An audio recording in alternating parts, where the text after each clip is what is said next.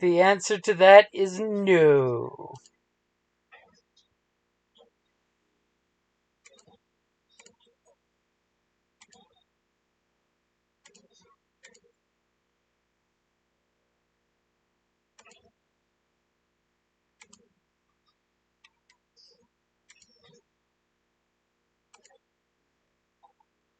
Not here.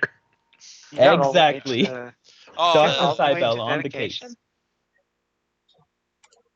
I got 4 On green chain. in medicine, so you know. Yeah. I've got 4 made green in it all medicine. the way to the dedication? I don't. Oh yeah, Wow. I save up a shit ton of XP, man. No, I just Because- mean like all those fourth level and third level talents. Like, Oh wow. yeah, that's right. I do need those. I think I Oh, don't you have went enough of that actually. did you go straight across? Well, let's see.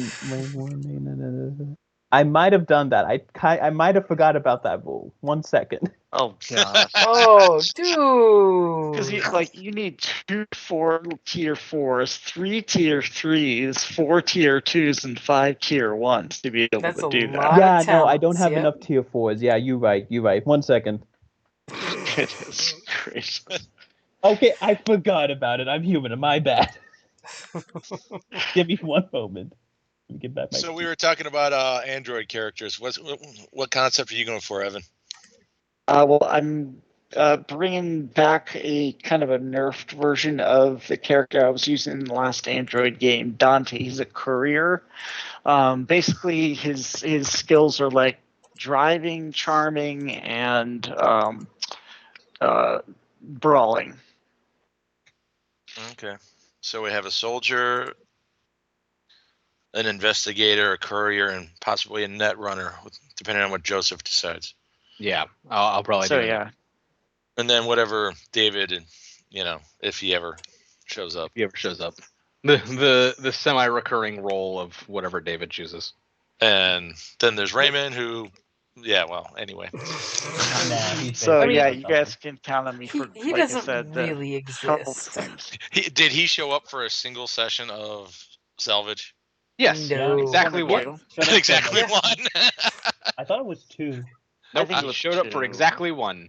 The one where we found him when we found that large area for salvage that had the Oh, Raymond, scavengers there. Yep, the cannibals. And then we were gonna take him to Valkyrie Rock, but then he was just not here ever again. So Obviously, he was a stranger that you met, and he wandered off into the desert in the middle of the night. And you're just like, hey, he must be one of those weird desert folks that just wanders off. yeah. We Yeah, took him back to Petra, and he just kind of wandered off into the town. He's never to be probably- seen again. probably buried in booze and babes at this point. Jahamid's like, you look like an interesting fellow. Come, have some boobs and babes. Boobs and babes. Booze and babes. I'm I looking said for a booze, manager but for hey. my new shop.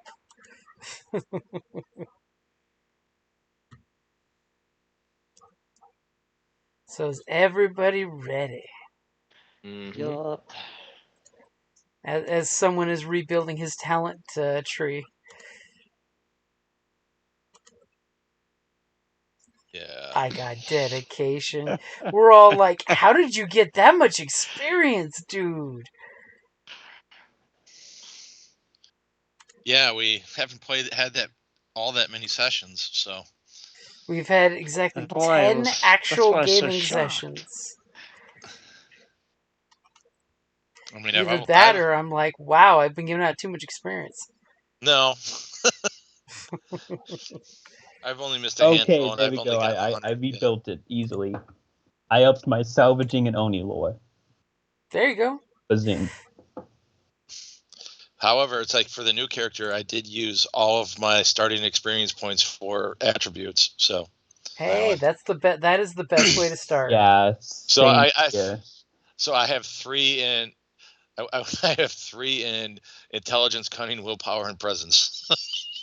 Hey, so you're going with the 3 tier 3s, Yeah. to make sure you've got a decent dice pool for a lot of things. Yep. Oh, wait, Well, I went mean, for it's- 3 and a you said 4. that's for the new one? Yeah. Mhm. Oh, that is Okay, not what I I did- did. I have 4 I did agility and that. 3 presence. Well, his whole thing is that he just knows everybody. So, it's. Yeah. And I did that too. With the android, I did 3 in strength, in brawn, agility, presence, and Okay. cunning. So spread it So- out. What archetype? Human. So we have 3 humans. You guys work for the cloning facility. Maybe you are, maybe you aren't. Yeah. Maybe we might. Well, as Hmm. far as we know. As far as we know, we're not clones of the originals. It did not hurt that I watched The Sixth Day again with Arnold. Oh, I'm like, oh yeah, that was a good one. Kevin, to be fair, that's also what the originals thought. yeah. That's also what the originals. We're not clones of the originals. That's what the originals thought too. Mhm. Have you read any of the Bobaverse books? No, you've told me about Uh-uh. it. I have not read them. It's funny because every time one of the he clones himself, the clone wakes up, looks at a serial number, and just swears.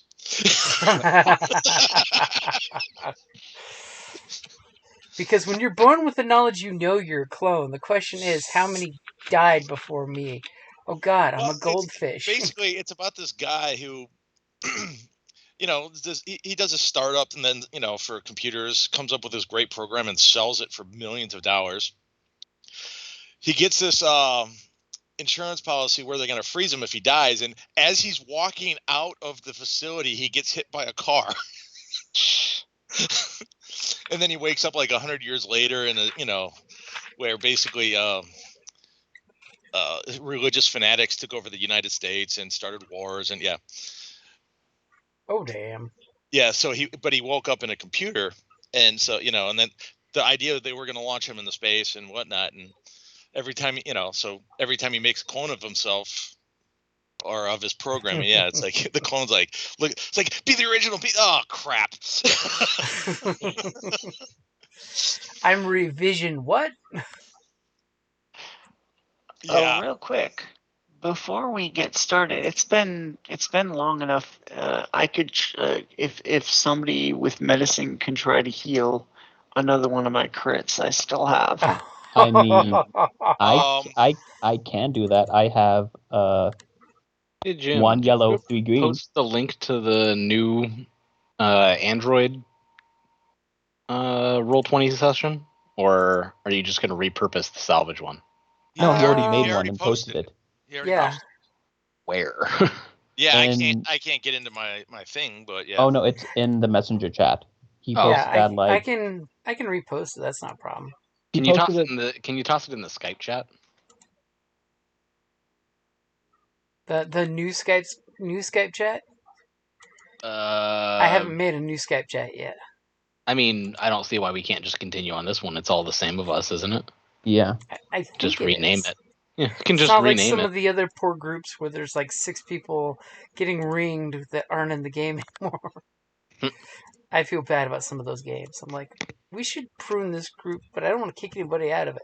Yeah, but they never say anything, so. Mm-hmm. Yeah, just toss it in the chat here. Wait a minute. There Yeah, you go. okay. I love these random generators for names. Seriously. I Oh, can't they're even pretty pronounce it. horrible. Krubov Offlet. How the hell does it come up with these names? Why don't you Is that- post it? As I just noticed, hey, 2 of you guys are in that lobby, so I might as well give you access to your character sheets. Yeah. Well, Yeah. I mean, the only reason I care is because I'm not going to be there on the 24th, so I can set it up early. But That's a good point. Dante's in here. Damn it! You gave it to him. Yeah, I put all of it in already. Well, the funny thing is, this is actually a clone of the old Saturday Nights Android Oh. group. So why recreate another lobby and have to make a dozen NPCs and all that stuff? So it's just like, bloop. Mhm. Fair. Okay. Oh yeah. By So the I way, just duplicated the game and saved a bunch of rework. I'll tell you something. I had one monitor for a real long time, and now I've upgraded to 2 monitors. And now that I have 2 monitors, I really wish I had a third monitor. Well, I feel you. I feel you on that. I have 2 of them right now. It's And just like highways where you build more lanes. It doesn't actually help the traffic. It just makes people go, why aren't there more lanes? Somehow, no matter how many lanes you have, you're always going to find a way to fill it up. It doesn't matter.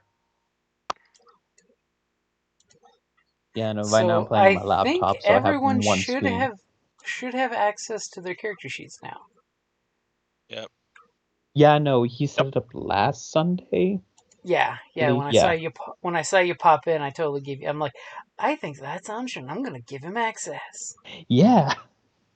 Anshin, what are you playing in Android? A soldier.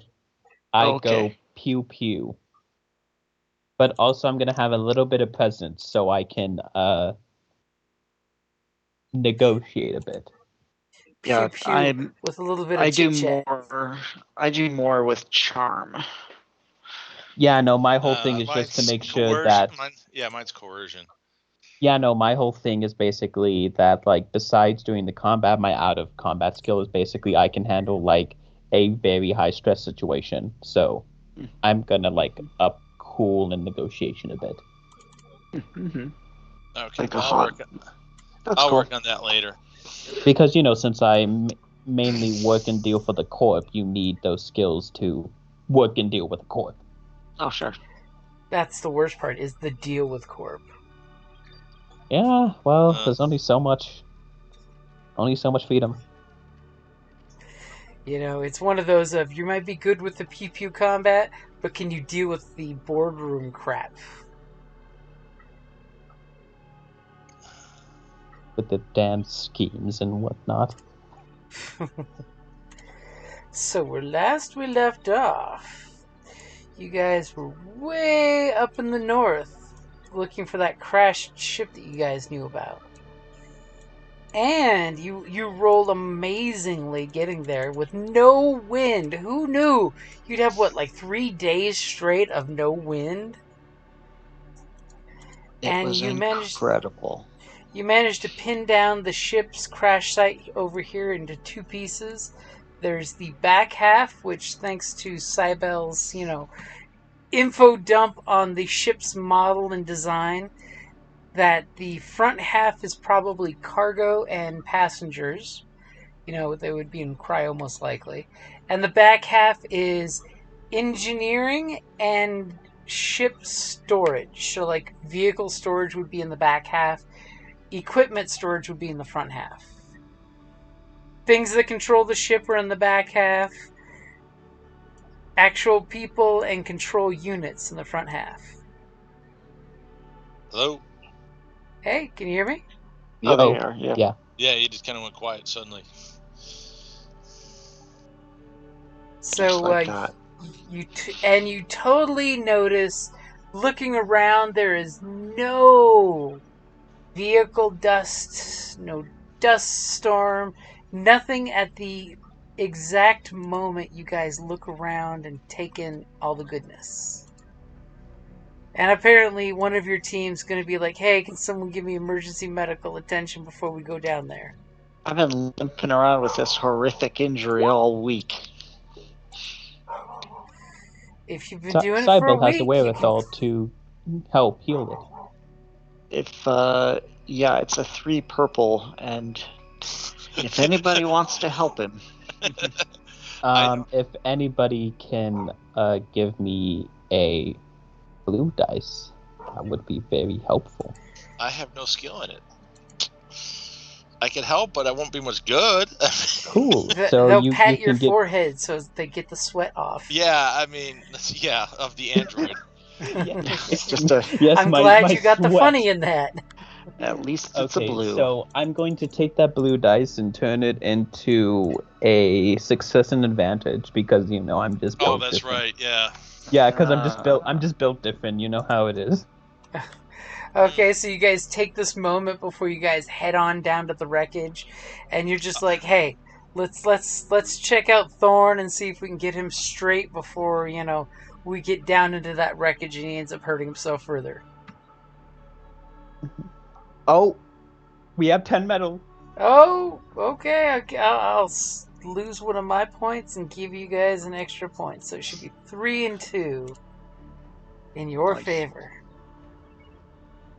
Okay, Cool. so are we ready to roll? Yep. What? Oh, Jesus. The what?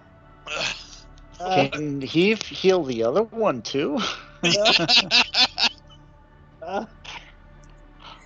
So, needless to say, Thorn is definitely full health, but what did you want for that second triumph? I do have a second. How did he get the extra blue? You helped. Yeah, no, but he turned that into. Oh, yeah, so we should ignore 1 success and 1 advantage. Like it means anything. Well, it does, because doesn't that actually mean does, we've because it got turns into 3 3 threat? Because now there's Yeah. 3 threat. Yep. Yeah. Oh, so he's stressing out. She, he, it, whatever. Cyber does not care for gender terms. So what does Cybo want to do with that that triumph? Can I just also heal the other wound while I'm just looking at it? You can totally It's a- do the other crit, yeah. Yeah, It's an easy I'll be one. like, It's only I- 1 purple. I will Cybele let has you do diagnosed that. another issue. Let me put it back into place. Nice. Much appreciated. And the 3 threat. Oh boy. Oh boy. For all intents and purposes, you're not sure exactly what those 3 threat are going for at the moment.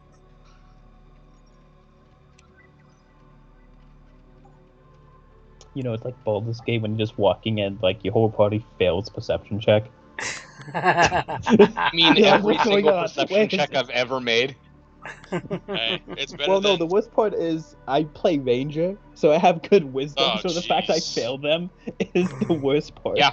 Same. It's just like, why? And then the dumbest person in my party, like fucking Lizelle, will come by and Oh, she'll jeez. spot the fucking treasure chest. It's like, motherfucker. Fucking Lizelle Oh, will come by. the one on my party who has the least is Karlak. Love my wife, but you know, she just hit things hard. So you guys basically have a choice after you finish, working on Thorn, and Cybele totally removes a bunch of scar tissue and stuff, and we don't worry about what's in the bio bag there. Whatever it was bad on Thorn, and Thorn can always get it replaced later. I think we should check out where the people might be and look for survivors. And for Cybele your will agree to this. sensors, I recall last we had it said it was for working technology, right? Agreed. Yeah. Yep. Which, from a salvager point of view, you are quite happy because it is lit up on this screen between these two parts of the wreckage. There is tons of working technology. Oh, we got a nasty sandstorm going again, don't we? On the plus side, the temperature's really nice. It's only 98 degrees. Only. But yeah, you see on the horizon there's a sandstorm that's coming. It hasn't hit yet. It'll hit probably about the time you guys get to the wreckage. Could be worse. Nothing bad can happen when a sandstorm hits the wreckage when you're inside it. So Nothing currently bad. we have 2 people to go towards the people. What is everybody else's vote? Go towards the people. Yeah. But I'm still not getting out of the car. Okay, so we head towards the people. Okay, so you get in your buggy and you're heading down.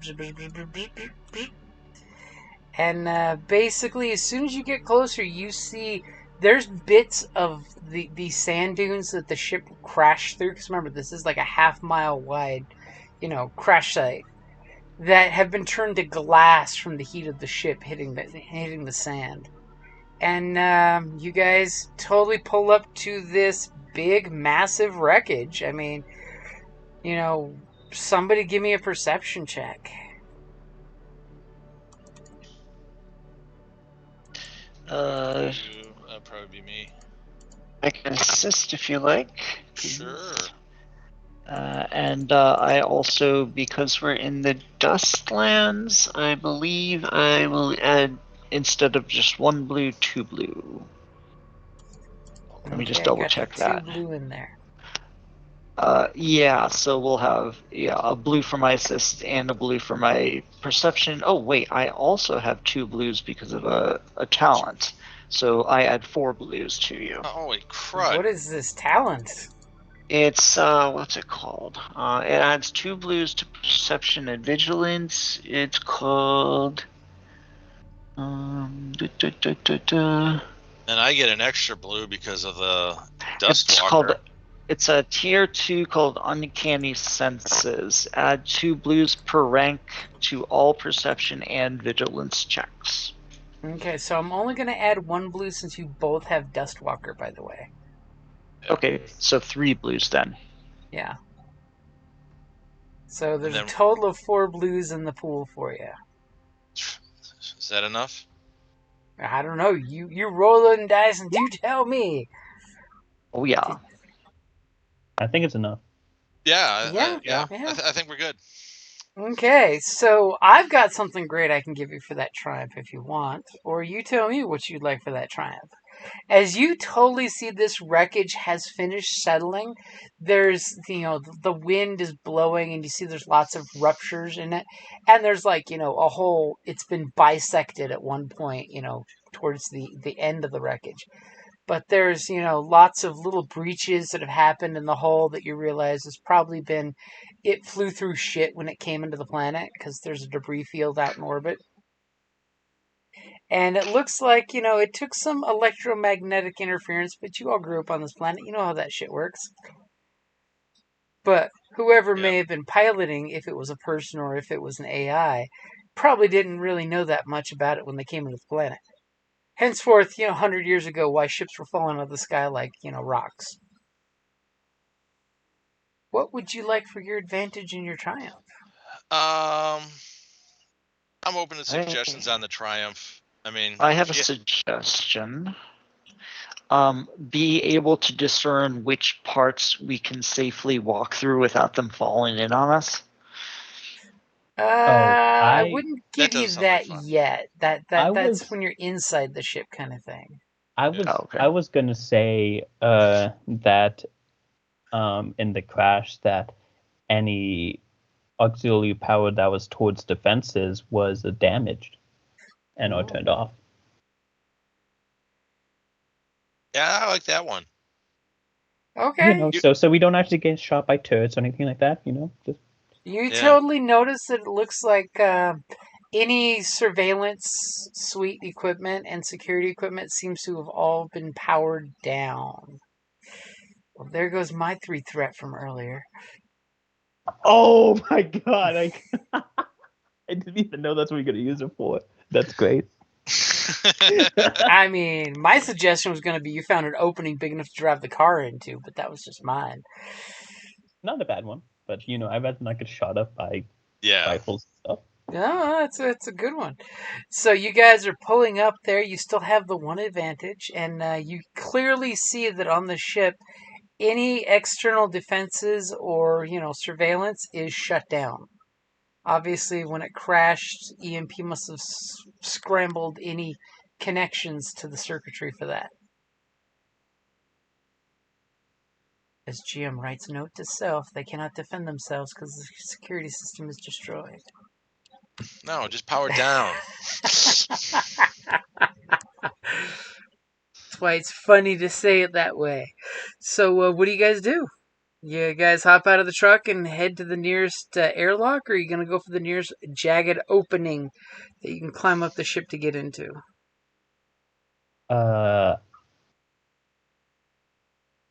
Cybel suggests we go to a airlock.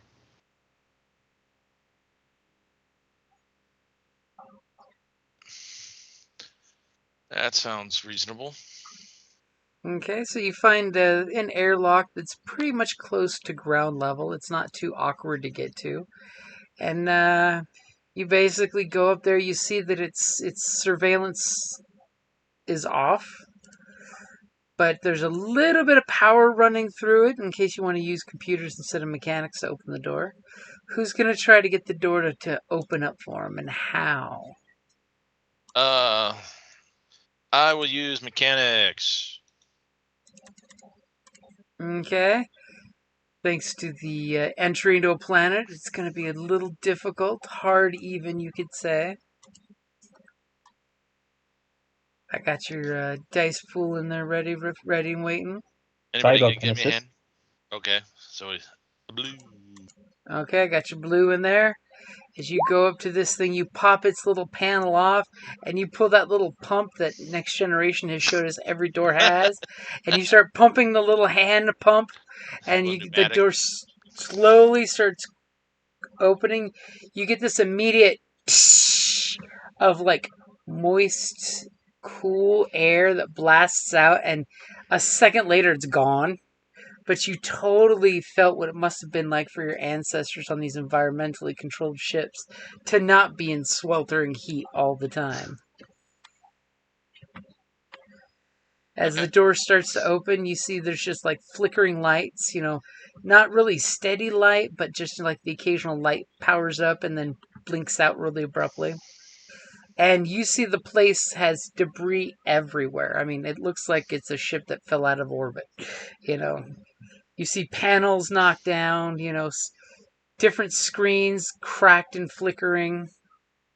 The superstructure's definitely taken some damage. It's not like this bird is ever getting back in the air. And what did you want for your 3 advantage?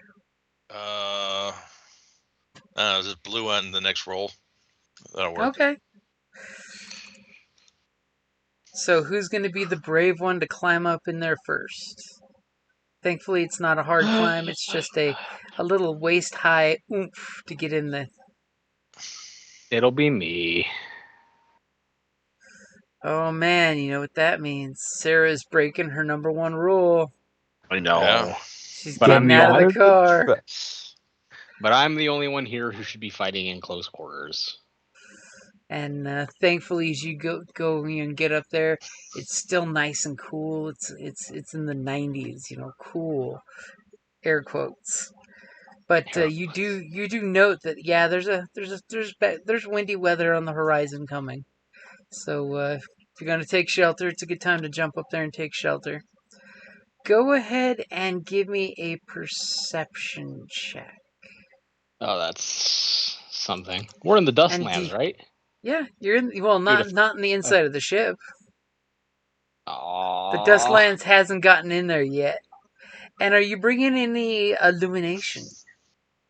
Yeah, I almost certainly have something. Yeah, I got a torch. Okay, I'll give you blue for the torch. And are you going to cash in that blue from Sniggly? Yeah, I think I probably. Okay. And I mean, if you don't have a torch at this point, you're just lazy. I've had a torch since day 1. Yeah, like... Sarah's had the torch in the car to read the magazines while you guys are off out of the truck. Yep. Ready, James? Yep. Okay, so point of strain as you struggle to get up. Apparently it was a little more awkward than it looked like originally. And you pan your torch around inside there. And you see that it's fairly trash, but it's so shiny, so clean, so new. You basically are hearing the cha-ching in the back of your head for salvage in this place, because you can clearly see many, many things you can walk off with right now that would probably pay for a month's, nice living.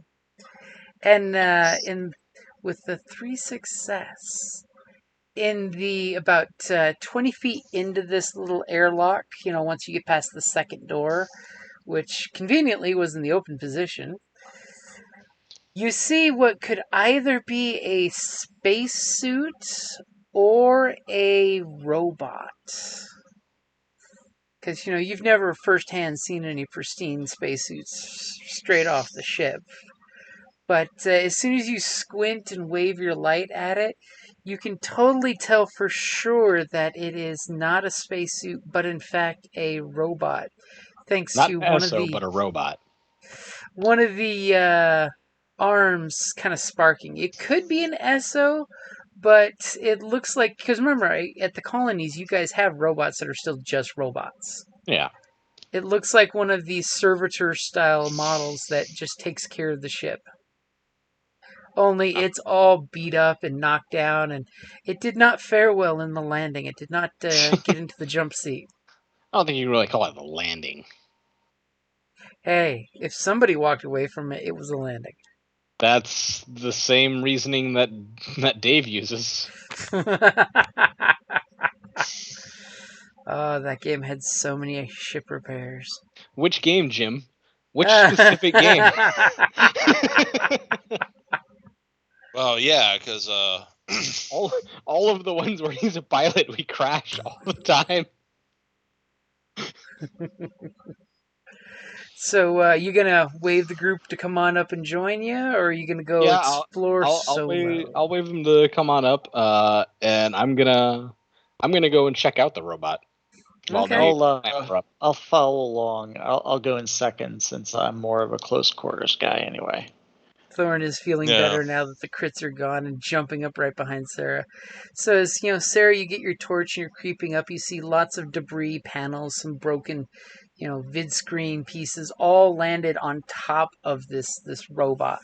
Which you totally get the idea. It's one of the old servitor styles that you've seen walking around. Only it's got all of its original parts, which is super rare. You totally look down at the wreckage of this robot and know that as is, it's a huge find for just parts on this robot. And as you get there, you clearly see the torn off arm. It's torn off at the upper arm. Has electricity sparking, so you know this thing is able to be activated. It's just going to need somebody to flip around and give it a quick mechanics check to hit the factory reset button. But it's currently deactivated. It is currently deactivated, yep. I think we should just stop it from sparking and then toss this thing on the back of the truck. Yeah. So you pointed out to Thorn of let's get this out. We've got great salvage. It's intact. I'm gonna point it out to Sniggly Widget. Thorn and I can't do fuck all for mechanics. It just looks nice. Well, if you were gonna throw it in the back of the truck, that's just let's pick it up and throw it out. No, we want it to not be sparking first. Okay, I'll take a look at it. Okay, so you're going to go ahead and take a look at it. It's taken a beating, but it is still, like I said, the most cherry pristine robot you've ever seen.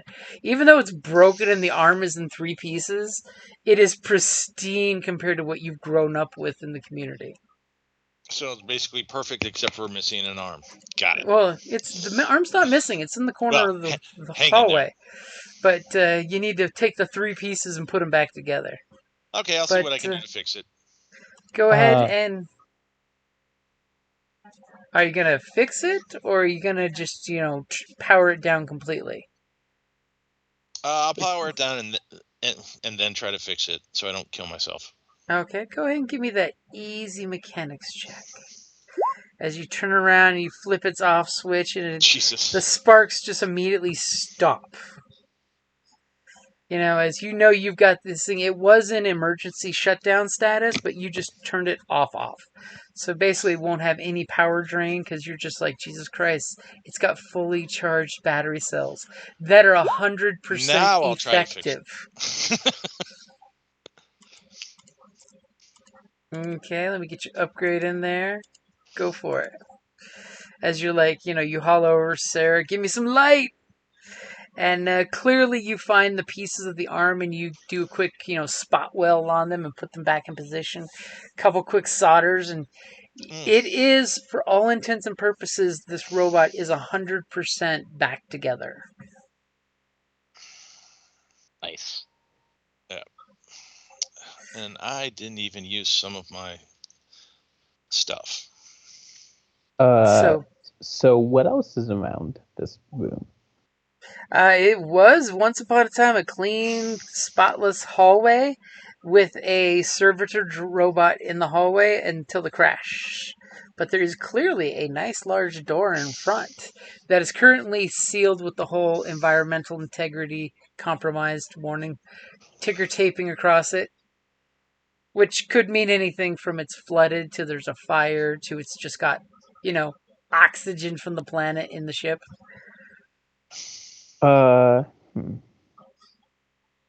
Is there like a control panel or something?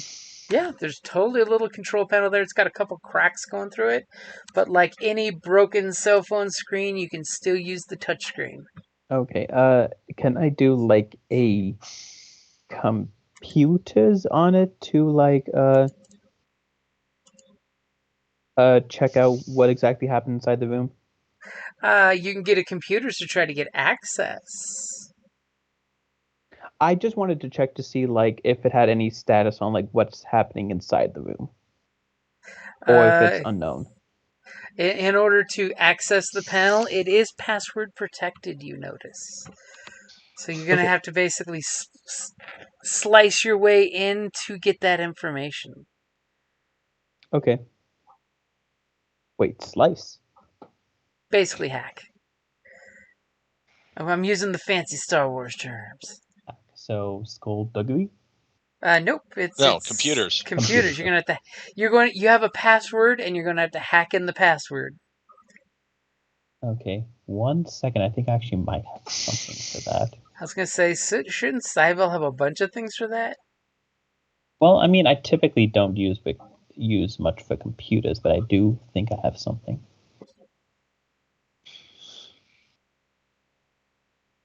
Actually, I don't have anything for computers besides, yeah.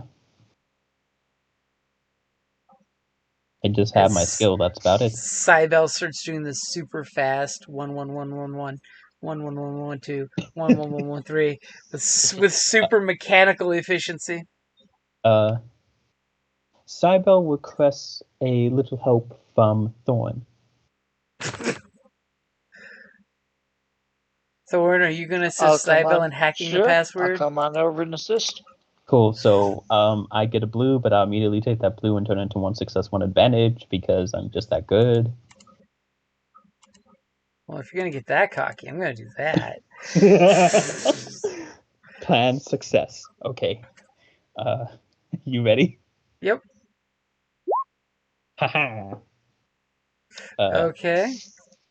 So you immediately pad lights up. There's a little pixelation where some of the broken glass is on the panel, but clearly once you access it, you get the welcome, citizen. What would you like? And the little instant menu pops open, and there's totally a button to basically see the conditions on the other side of this door. And I'm assuming you hit that button? Yes. And it basically warns you that the humidity sensors have been tripped due to a unknown amount of moisture. And do you flick on the camera in the other room? There's totally a camera in the other room. As soon as you flip on the camera, there's kind of like this weird wooginess on the lens that's like things are floating in the room.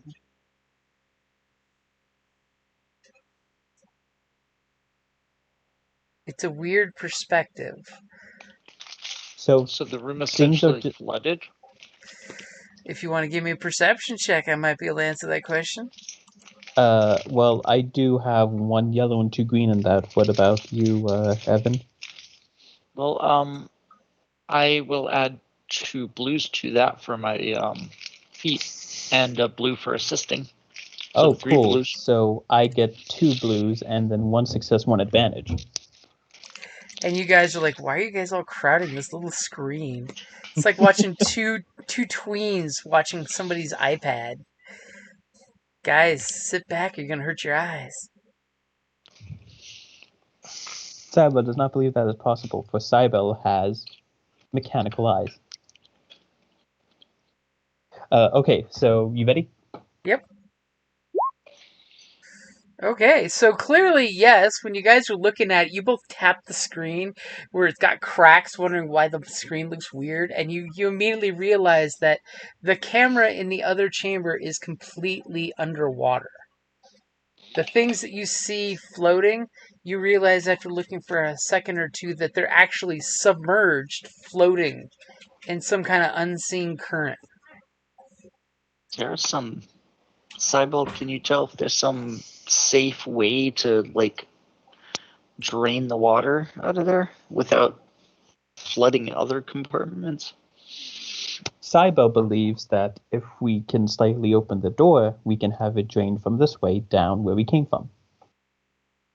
As the momentary heartbreak of the idea of water just pouring out of this ship's hatch would just be such a waste, because this is actual pure water worth hundreds of scraps per gallon. Just open it slowly and a little bit.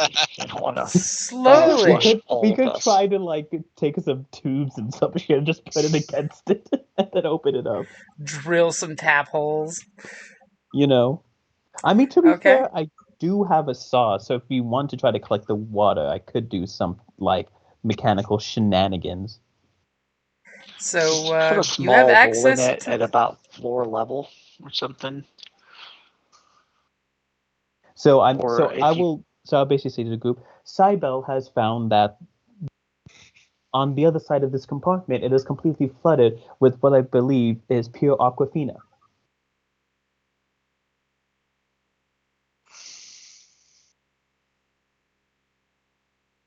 Cybele believes we should collect this as it will be very useful. I mean, this could be the first time on this planet that most of y'all have ever drank water that's only been recycled on a spaceship and not recycled on the planet. Hey, look, the water here hardly has that urinal taste at all. So, I don't. Cybele, you have access to the panel. You could just open the door if you want to open the door. So, do we want to try to collect the water, or should we just let it I go? don't know how we would. Everyone open your mouths and hold your hands out. Yeah, So you I open have the no door idea and how then- we would even begin to do that unless you have a giant And- hose that'll run all the way to Blue's tank. And you don't know if this water's contaminated, honestly. I mean, Any water Yeah. is good water. You don't know what's been floating in it. It could have decomposing bodies floating in it. It has You wouldn't want camera that. floating in it. Thorn gets immediately dark and broody. It could have bodies. Okay, so what It you gonna could. do? You do know that you have access to the door. The room is obviously flooded ahead. To get any further into the ship, you're gonna have to get past that. So what you gonna do? Again, I suggest opening it just a little bit to let the water drain slowly. Cyber will agree to that. So will I be able to just slightly open it, James? Yeah, you could open it just a small amount. Mm-hmm. So how wide of an opening are you wanting in the door? It's one of those doors that scissors shut. It's currently pressurized on the other side. Are you opening it the 1 foot gap, the halfway gap, or the all the way gap? We're talking Do a 1 big, foot, man. Do 1 foot. big like 8 foot sliding door here. Just do 8 feet. All of us get blasted. No. I will do 1 foot. Okay. Do you warn anybody? Cybele I'm is grabbing warning onto everybody something that and stepping I out of the am way. releasing the door, and as such, water will start being drained from it. Okay, so immediately as soon as Cybele pushes the button for the 1 foot gap and the door goes, and all of a sudden you see the door opens, and then all of a sudden you just feel the air whoosh past you as a torrent of water, because we're talking a very large room full of water, and he just opened the door that is below the water line, and the water is just slammed the deck and is whooshing past you guys. So everybody give me a average coordination check. And if you are holding on to something, You did as hear me say Thorn that I'm said, stepping out of the way and grabbing. There we you go. can add a blue, but put it on your own since everybody's going to be rolling. And apparently Okay. Cybele... Can I use athletics? Because I'm holding on. Athletics or coordination. So it's either you're jumping out of the way or you're holding on to something or standing strong. So Cybele, since Cybele you will hit go a point, I put it in there for you. Okay, thank you. I will roll now then. Wait, one question though. Would I be able to hold something when releasing it, or no? Unfortunately, you didn't say you were as you went, I am releasing the door. Click! Okay, I'll take that. So I'll just roll mine first then. Oof. Okay. So Sorry about sleeping. the water immediately comes flopping down, and this undertow totally pulls Cybele's feet out from underneath Cybele.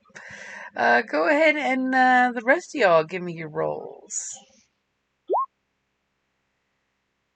So much stuff Real quick, happened. let me. Oh, never mind. What? Oh, I was gonna pass the advantage in the form of a blue to somebody, but I think everybody rolled them before that could happen. Yeah. Okay, so we have Sarah immediately turns just like, wait, and whoosh, as Sarah takes 2 strain and holds her ground. You know, she's used to the shifting sands. It's not hard. We have Thorn, who immediately is holding on to something and forgot to give himself a blue. And has no problem That's weird. holding on. Oh, can I hold on one sec? Because I would probably like forgot to just click off of it. I put it in the skill roll, but hey, why not? And Sniggly totally holds on to his new robot buddy, and the water slashes across the robot buddy, and he totally holds on with no problem. Can I use my 2 advantages to grab Cybele real quick? No, because Cybele's the first in line. Cybele goes bouncing and takes 3 unsoakable wounds from the hole hitting the floor as the water, even though it should have been a small trickle of 1 foot by 8 foot of water current coming blasting forward.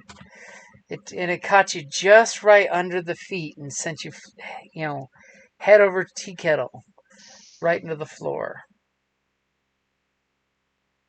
As over the next few moments, unless anyone has anything special they want to do, this huge torrent of thousands of gallons of water come pouring out the open airlock. And you just see the desert sand hungrily gobbling it all up.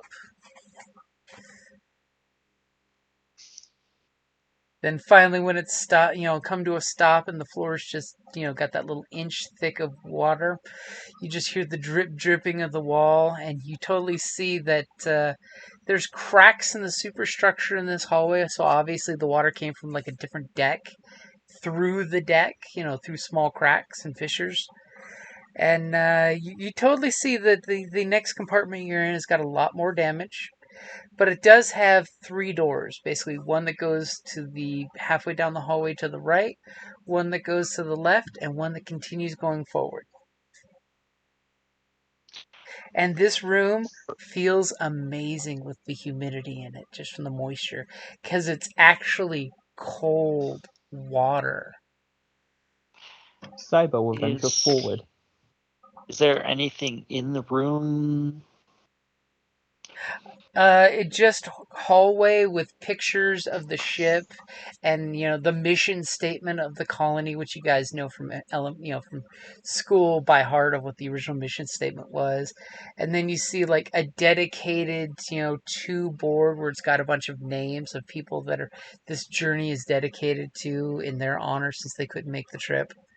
But if there's any material, it was flushed out pretty abruptly with the water. There, from what you saw on the cameras, was obviously some kind of like plastic sheet and paper products, but those totally disappeared with the torrent of water. Yeah, anything small would have gone through the gaps. Are the signs that are on there in any way like understandable in terms of where we might want to go to look for survivors? No, but when you think of that, you could always ask Cybele to bring up a map on the display. I will do that. Beep beep beep boop. Are you looking for like the ship personnel, the skeleton crew's quarters, or the cryogenics bays? Because there's 4 bays of cryogenics. There's something like 500 people if this ship is intact and fully functioning in I cryo. suggest the crew, because the crew is the most likely ones that would need help immediately if in the event that any Cybele of them believes survived. if we do find the crew and we do need to put them out of cryostasis, that we should do it one at a time. Well, the skeleton crew would not be in cryo; they'd be awake because they would have been like running the ship. Would they? Actually, they're kind of splattered all over walls. Cybele does concur with that thinking. But anyway, so I'll pull up where the cryopods It are. is clearly going to be up 12 decks and over 3 modules. Conveniently, there's totally like 3 different lifts you could try to use. Hey. And what about the skeleton crew? Can I also get their location of where they theoretically should be? Well, that is where the skeleton crew would be. They would be up at the very top of the ship. Oh, And it does show that that not- they do have cryopods for themselves. okay, that's my misunderstanding. Are Okay. you accessing any more information that's general information? Yeah, sure. Can I just access information about like what's on the route that way generally, like the rooms and stuff? Do you have access to other cameras? You have access to some basic cameras, common areas, nothing that is a security, Yeah. concern. Could I just look through those cameras quickly, like just freaking, like Sure. look You at it? montage through the cameras, and you notice there's basically a lot of hallways. Some of them have been like burned, some have been cracked, some that you see exposed light from outside on the cameras. So you know that some of these may be safe to transverse, some may be in bad condition. You clearly see one of the lifts, and it is the first lift that you're going to run into. Definitely seems damaged because the 2 doors that go back and forth like a sandwich are actually cantered to the sides and kind of bent open in the wreckage. So you're pretty sure you would not want to use that lift if it has power because it's structurally not sound. Along the routes, if you take the quickest, most expedient route, there's just corridors.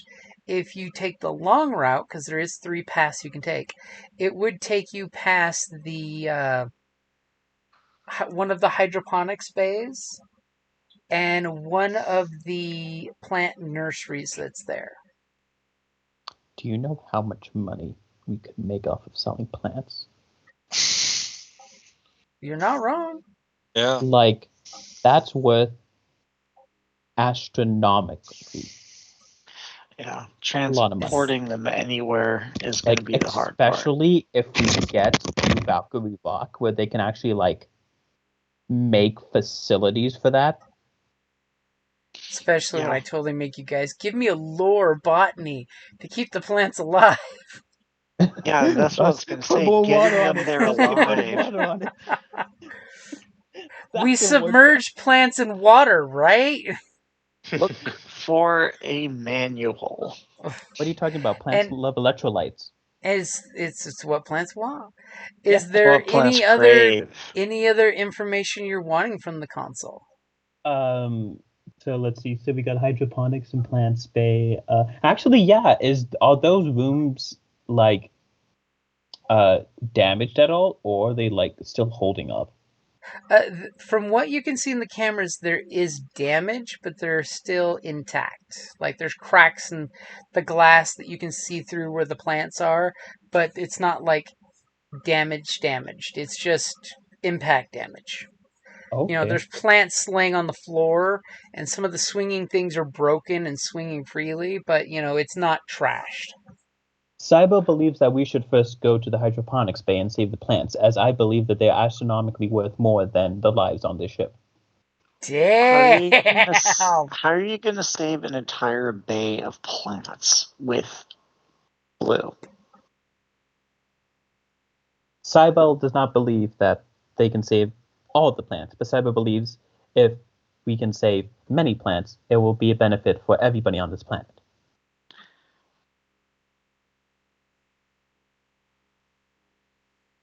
And hey guys, since Cybele's not asking any questions of the ship, is there any questions you want Cybele to ask? I'll totally throw it out there. I just think we should go directly to, because here's the Actually, thing. The crew would know how to maintain better. They would know how to fix. They would know how to raise and take care of the plants. We don't. As obviously the cop is thinking like a cop, and the rest of you all are thinking, if there's people on the boat's not open salvage. I mean, you're not wrong. You're not wrong about that one. You damn sand pirates. But They would be in the best position to be able to help us, maintain the health of the plants and therefore make a big payday. I'm sure if we were rescuing them, they'd be happy to share the proceeds. What an altruistic point of view. Cybo does not believe that would be the case, but Cybo does believe that we should help them. Oh wait, can I look up one thing? Sure. Can like I I see said, if you have access to the whole computer system. Can I see if there's like any like power coils, anything's out on the routes or whatnot? What do you mean by power coils? Like power lines or whatnot that just might be like when the ship wrecked, they're just like out and about and like on the floor, on the sides of the wall or whatnot, making like any hazardous terrain. This whole ship is hazardous terrain, but in regards to power, you do know, thanks to the console, that the front half of the ship is operating on minimal power, thanks to the backup reactor. The main power is on the ass end of the ship that's, a half a mile away. So the ship is definitely not in the best of power situation, as it's telling you it's at like 86% power and declining.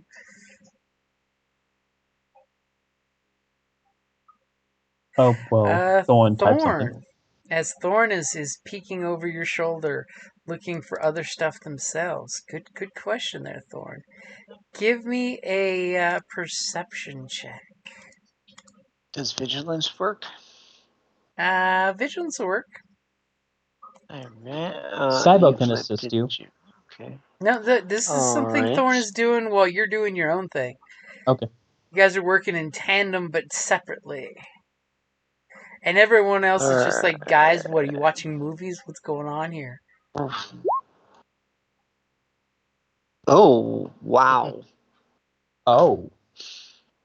Okay, well, it's a failure, but... So, what would you like for your advantage and your triumph? Oh, boy. Actually, it's technically not a failure, it's just a wash.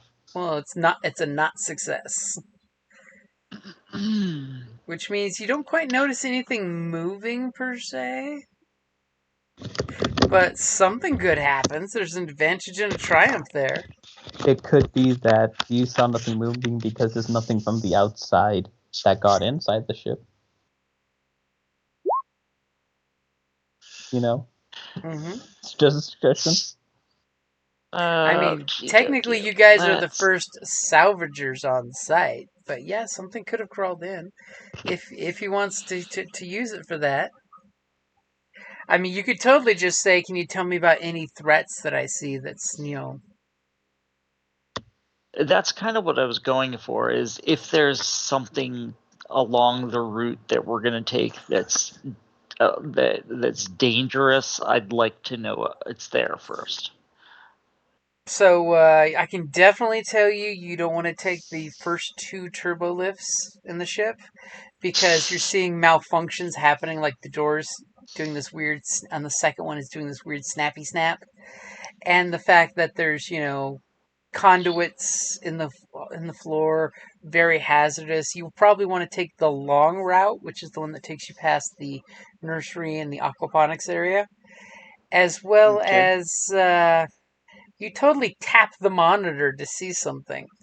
And you know that the long route is probably the safest route. As when you tap the screen to try to focus on what's going on there, looking over Cybel's shoulder, you totally notice a little dim red light slowly glows and continues glowing on the little panel. On the panel that we're looking at, the panel of the computer we're looking at? The little door panel. All of a sudden, there's a little red light that turns on and glows. Cybel, what does that mean? And Cybo will observe what the one is pointing out. oh, don't worry, you guys didn't notice that. Oh. That's the little light is glowing, and you failed to notice that with your failed vigilance check. Okay. I see. Gotcha. Yes, basically, okay. Cybo does not point this out. The webcam Nor has do I. turned on the panel, and someone is watching you guys mess with this stuff. All right, then I will tell I'll tell the crew that. So you know that the third route is the longest, but the one. safest. There will be no skill checks required to get past compartments and shit.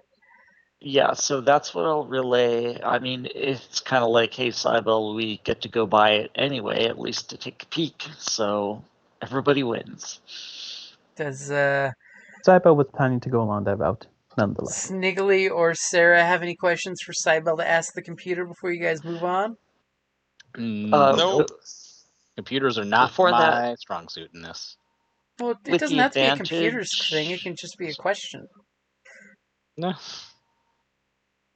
With the advantage, could I just notice, is there one other small detail that could be important that I notice? I will say from a firewall vigilance point of view, you can tell in the route you're going, well, pretty much all 3 routes, that it looks like some of the debris has been moved. So, since the crash settled, that. It looks like someone has moved debris on each of these routes. Could just be an automated little Roomba doing its thing, or it could be a robot doing its thing, or it could be survivors doing its thing. Didn't see any survivors, but definitely, I'll basically just tell them all this stuff. So you guys going to take the third longer route, but it's totally safe. Yep. Before that, Cybel will relay that I will now be turning on my comm and will be chattering through it to make sure that we have steady communications, and that if it goes silent, that something has occurred. On the plus side, Kato's going to say, I'll stay with the truck.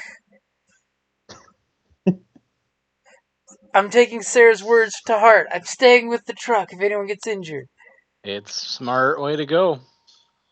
Okay, so we get a little screen swipe as you guys have been exploring and not really salvaging, but just exploring. You guys get to the hydroponics bay, which has this beautiful, it's this massive, 20 by 60 module. It's got this massive glass window so you can clearly see through it. There's some liquid, because it's got some slight color to it, so you're not sure if it's water or whatnot, but liquid is pooled in there 2 to 3 inches deep. But you clearly see some of the aquaponic tubes and growing, vats have been knocked down. So obviously you assume the juice that keeps the plants alive is on the floor. Unless anyone has any botany, that's as much information you're getting about the growing of plants in aquaponics. The juice that keeps the plants alive. The juice. I mean, Juice. I do have some knowledge of botany. If you want to give me a roll, it's just an average check. I can give you a little skinny, maybe. Yeah, it's like technically the talent I have is botanist. That is true. You do have the botanist link, don't you? Yeah, botanist Okay. society. I 'Cause got of my the upgrade character's in there, father.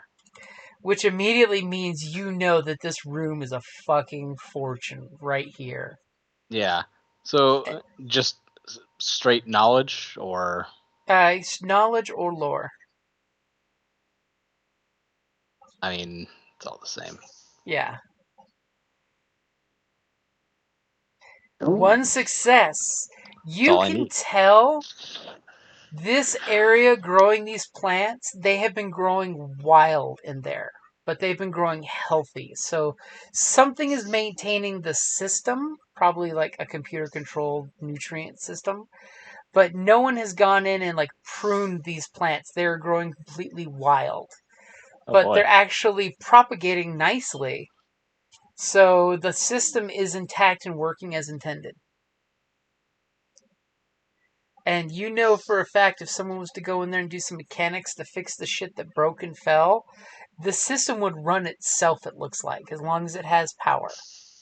Which you may have heard Cybele talk about. The reactor is slowly running out of power, but that's just because nobody's gone to the reactor and really kicked it up a notch.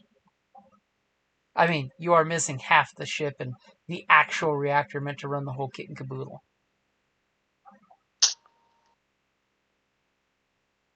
Well, I'm going to let him know that this is basically untouched. It looks like nobody has really maintained it in a very long time except for an automated system that has very rudimentary abilities, which pretty much you've seen something similar in the colony, that it would basically be an AI that plucks the dead plants and puts in new cultures to grow. But this is very overgrown, and you guys can go in right now and eat a bunch of this shit that's edible. Everything you're seeing is oxygen producing and edible. And something tells you in your heart of hearts, if you open this door, that it would be amazing inside there to smell moisture and plants. You know, that loam smell. So why would they not be maintaining it? Why would they have let it grow wild? I mean, you're a cop. You can give me a investigate check there. What would that be, like vigilance or something like that? That Or would totally be a vigilance. Oh, look at you spending a dice point. I like it. Go for it. oh, come on. You're just like, it's a bunch of green shit. I only eat green shit when I have to eat green day. But you have a bunch of Okay. advantage. Right. I can so totally give you since something cool for 3 advantage. I'm just gonna throw that out there. yeah, that's what I was gonna say. Like I don't understand the answer to my question, but I'll cash that in to get something cool. With your 3 advantage, you get the impression that this place has not been touched by human hands in a long, long, long time. You know, you kind of look at the machinery in here that does its thing, and you're realizing this thing's been running on autopilot, basically. No humans have been in here working this agricultural. Good to know. This too, I will pass on to the group, guys. And then you People still have have 1 not advantage. been working here. Because you totally know what it looks like when people come in and steal and eat fruits and vegetables and stuff when they can. Because that shit's hard as hell to get. Yeah, people are. Yeah, this has not been. This is this is kind of weird. This speaks of abandonment and AI-controlled stuff. Yeah. So I tell you what. I will pass. Can I use that to pass a blue to the next person to make a perception or vigilance related check now Sure. that they're alerted to this? Okay. So as y'all are staring at this greenhouse, wondering what we're going to do next, other than, can we bag these up and take them back to the colony and become rich? Jahamid would be our best friends. We could start a farm with Jahamid. So, what do you guys plan to do? He Well, mentions the whole people haven't touched this in a long time. Yeah, I think we need to get to the crew quarters and find out what the heck is going on here.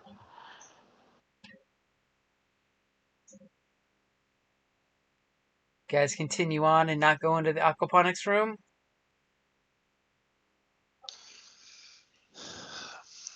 I'm a gearhead. I don't know jack about plants. One. Well, you know what edible fruit is, and you see there's edible fruit hanging in there. I will listen to Thorn and think about freeing the people first. Okay. Reluctantly. As you guys see, like, a ripe mango sitting there, just rolling back and forth on the floor. I've heard of a mango before. We're gonna walk right past it again later. Okay, so you guys continue on your way. You get to a lift. The lift actually responds when you click the little button. So you can choose to take the emergency stairs. It's basically a stairwell that you can climb up. Or you can take the lift. The lift appears to be serviceable. I'll use mechanics Nick Lee, to inspect do the you agree with lift. that? Yeah. Okay, go ahead and give me your mechanics check for making sure that it will not, in fact, murder you.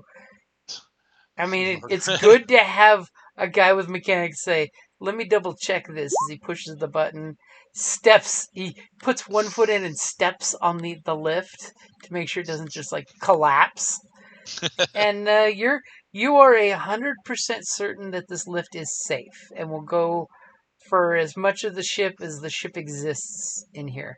This is like the safe core lift that, it's that whole Twin Towers thing of this stairwell would only collapse if the ship was cut in half type of deal. It's part of the actual superstructure. So you guys take the lift? Yes. Okay, you guys jump in the lift, you hit the button, lift goes all the way up 13 levels. It makes kind of a shimmy feel that makes you kind of feel awkward in the montage of you guys going up there, but it's safe. As the lift opens up, you clearly see a reception area and what looks to be like a observation deck to watch the crew do their shtick. Because remember, parts of these colony ships were for show, so that way guests and VIPs could watch the people do their thing. So, you totally come out and you see that there's a pair of stairwells on the left and the right going down to the actual crew's operating area. And according to what Cybele said, you'd want to go down those stairs, and then there's a door for where the crew's quarters actually are. So you guys peek down the observation deck, or you guys head straight down the stairs? What do you do? Well, I think it wouldn't hurt to peek over the observation deck just to get a look at it before we walk down into it. Okay. Thorn totally leans up to the deck. It's got a beautiful, nice railing to lean against with no safety concerns whatsoever. Because this ain't the Empire. We got rails. You look down and you see the consoles for every station on the ship. The big viewport, which is like 3 big screens smooshed together, has a lot of stress cracks in their corners, but the screens seem mostly intact. But of course, they're powered down. There's a bunch of red lights you see all across all of the panels. Obviously, the ship's split in half, so there's lots of warning signs going on. And you see one of the chairs is like broken off its mounting bolts, but all of the rest look perfectly fine. And it's immaculately clean.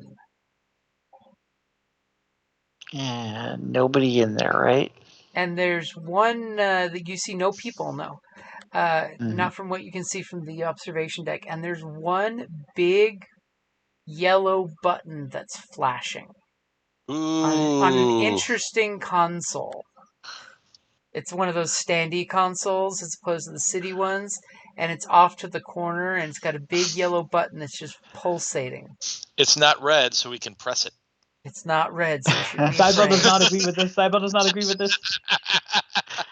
Cybele Sniggly, what do you think that is all about over there? Cybele has no idea, but Cybele can do what computers on it. Well, Cybo can totally tell you that you have to push the button to find out. Cybele does not want to push button. Can't win if you don't play. The button is Well, we have clearly to- labeled activate. Cybele does not trust us even more. Would our And- robot We have to go know what down that to button it? does? What's that? Does our new robot friend know what this button does? Well, no, the robot was deactivated. You guys turned it off and fixed it. You didn't turn it back on. Oh, damn it. The I would have, but is yes. is the flashing button in the same area we are, or is it? You'd We're have to looking go down. and see You're it? looking down at Okay. it, so you'd have to go downstairs to where the crew would. You think it might be like a captain's console, type of deal. That Sure. something bad has happened. There's a yellow button. Maybe we should push it to find out what's going on. It Yeah, push the totally gives button. you the instinct to push Well, the button. Well, I'll start heading down that way since didn't really see anything to deter me. And as soon as you head down, so who's going to be the first one to walk down? I pushed the Or are you button. guys going to split up and go down the two different stairwells? Still pushing the button. I was gonna take I was gonna pause for a sec, just make sure the footing is safe and everything like that. Oh There's yeah, the nothing, footing appears safe. It's part of the superstructure. Okay. So All right then. as Thorn is being a little cautious, immediately Sniggly pushes right past and goes and hits the activate button, and the little monitor in front of the button immediately starts to light up, and it does that boo boo, and you see a bunch of logos load, and Console Corp thanks you for being a valued customer, and it says warming up, and you see this little wheel turning, and immediately you get this display that pops up, and it says artificial intelligence Sigma 49 activating. Please state the nature of the emergency. Oh. Okay, the ship has crashed. The Ship has crash We're trying confirmed. to find survivors. Survivors on the bridge confirmed. And immediately you get this diagnostic, list of, one moment while diagnostics being completed. And it's like watching defrag happening on a computer. As immediately it starts popping up with all these bad, negative, red things like computer connection disabled, question marks. Computer core disabled, main engineering section unreadable, and all these horrible things popping up that basically it's the back half of the ship it can't reach. Engineering staff in cryo unreachable. Captain's quarters breachable. And all these diagnostics go popping up, and eventually it shows you that there's 12 crew members that it basically pings back that they've got life signs. Where 489 no life signs. Ooh. Activating emergency repair units, and you see 23 units, and it shows two different types of robots that are activating right now.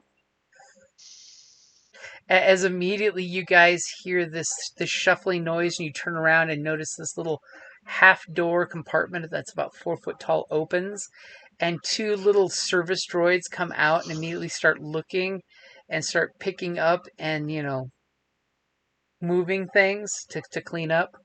And then another closet opens up, and a service droid similar to the one you guys fixed immediately comes out, and it walks up to you guys, kind of ignores you, but goes up to the side of the console and is about to hit some buttons, unless you guys stop it. I'm kind of absorbed in asking the AI, can you determine what the cause of the crash was? And the computer basically comes back with a very interesting tone to her voice. And it's definitely a feminine voice as she kind of glitches and then comes back with a source of cause unknown, electromagnetic interference and collision, resulting in crash on planet. Designation, and of course it's got question marks on the designation of the planet.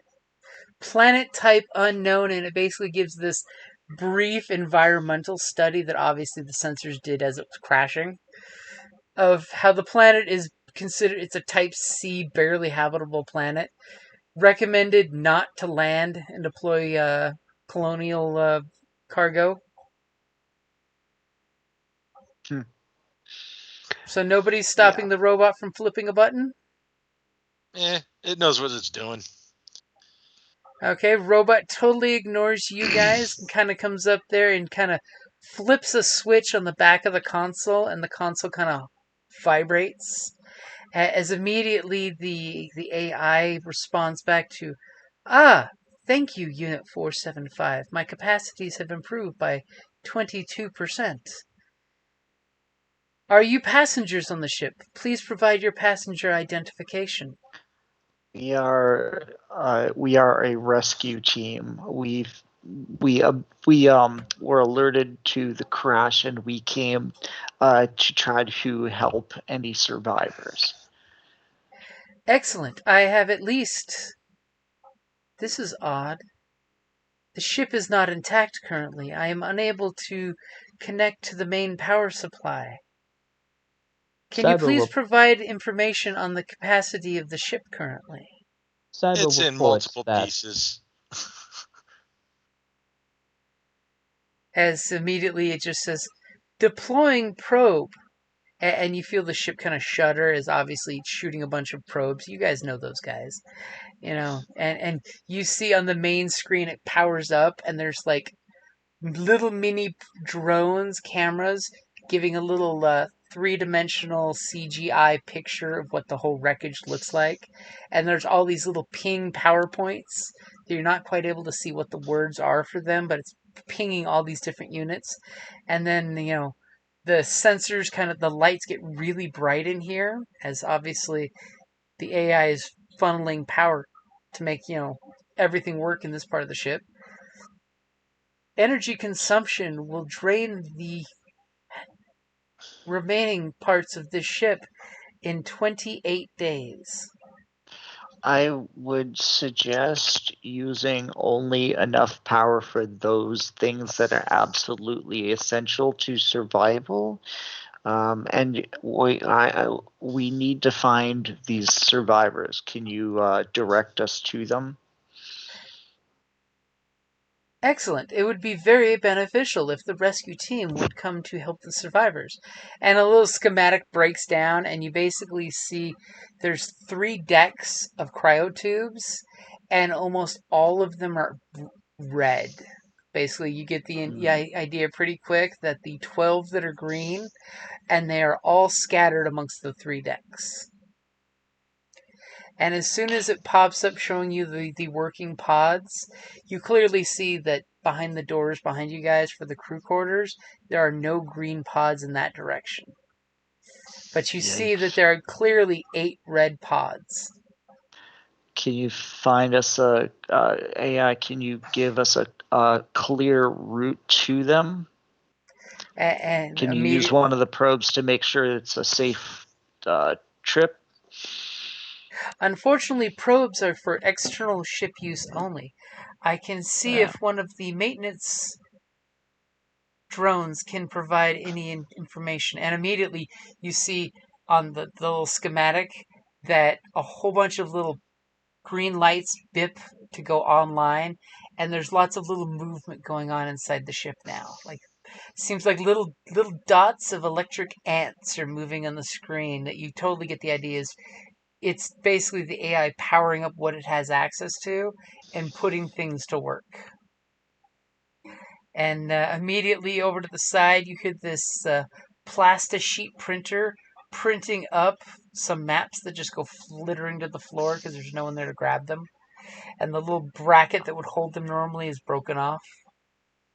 I'm gonna ask it why we stopped by the hydroponics. It looked like nobody's been maintaining it. It's been growing wild. When was the last time there was any sign of the crew or whatever doing anything? And if not, then what's going on? Like why not? As the computer totally thinks about it, and you see this little video montage play of like a couple 100 years ago, as the AI responds back to, crew was put into stasis for their own protection after an explosion damaged this craft. We were part of the landing group told to wait for landing directions after 80% of the fleet landed. Directions were never provided. Crew never woken from stasis. Collision damage detected. Electromagnetic interference. Compromised computer integrity. And immediately you get this like list of warning on her computer of like corrupted hard drive stuff. Would you like to reboot? Possible data storage lost. As it basically explains that its connection to the main computer core has been severed. Located in, and it shows the pristine blueprint of the ship, that the AI's main computer core is in the ass end of the ship. But you basically have a copy of the artificial intelligence created to maintain the ship and its crew.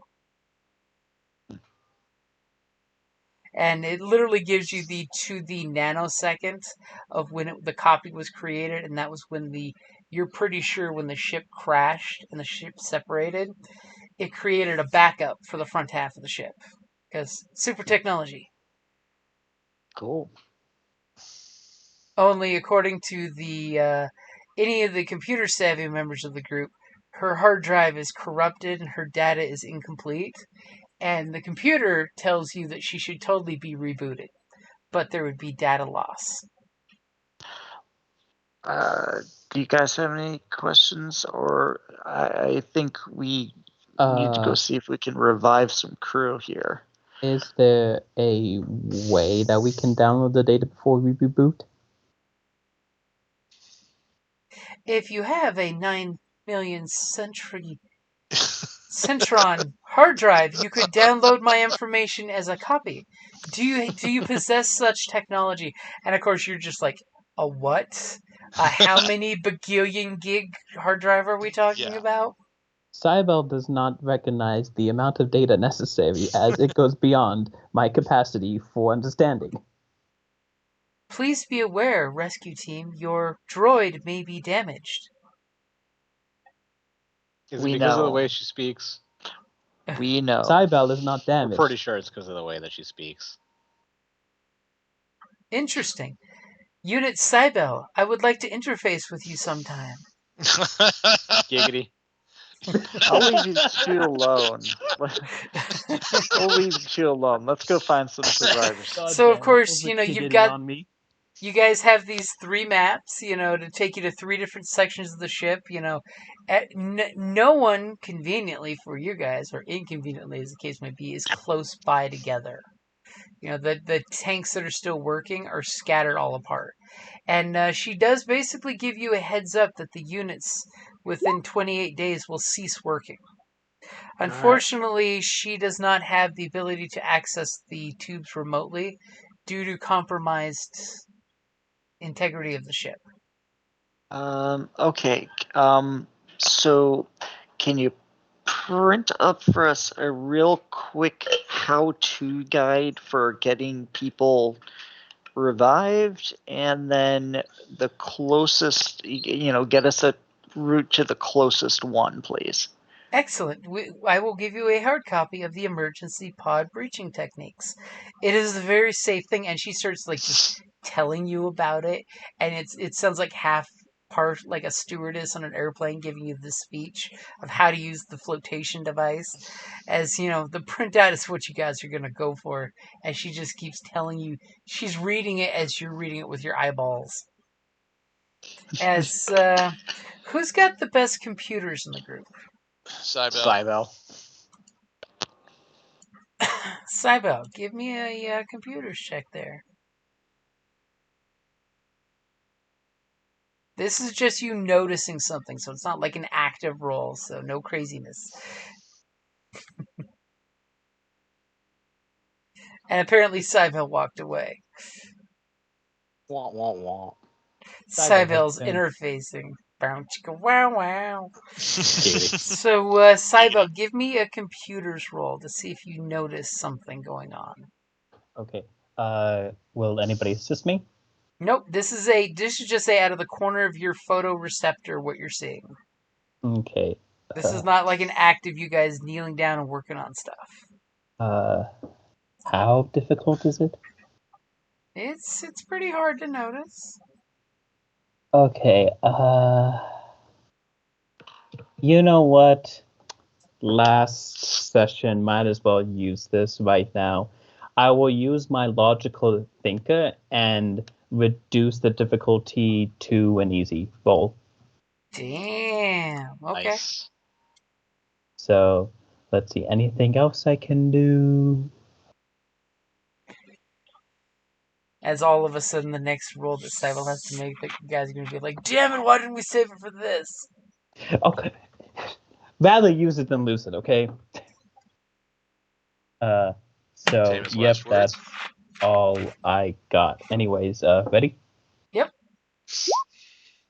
Haha. Okay. Cybele, out of the corner of your eye, you totally see that the 3 droids are basically rerouting and shunting power to the AI's unit from the ship's console and things.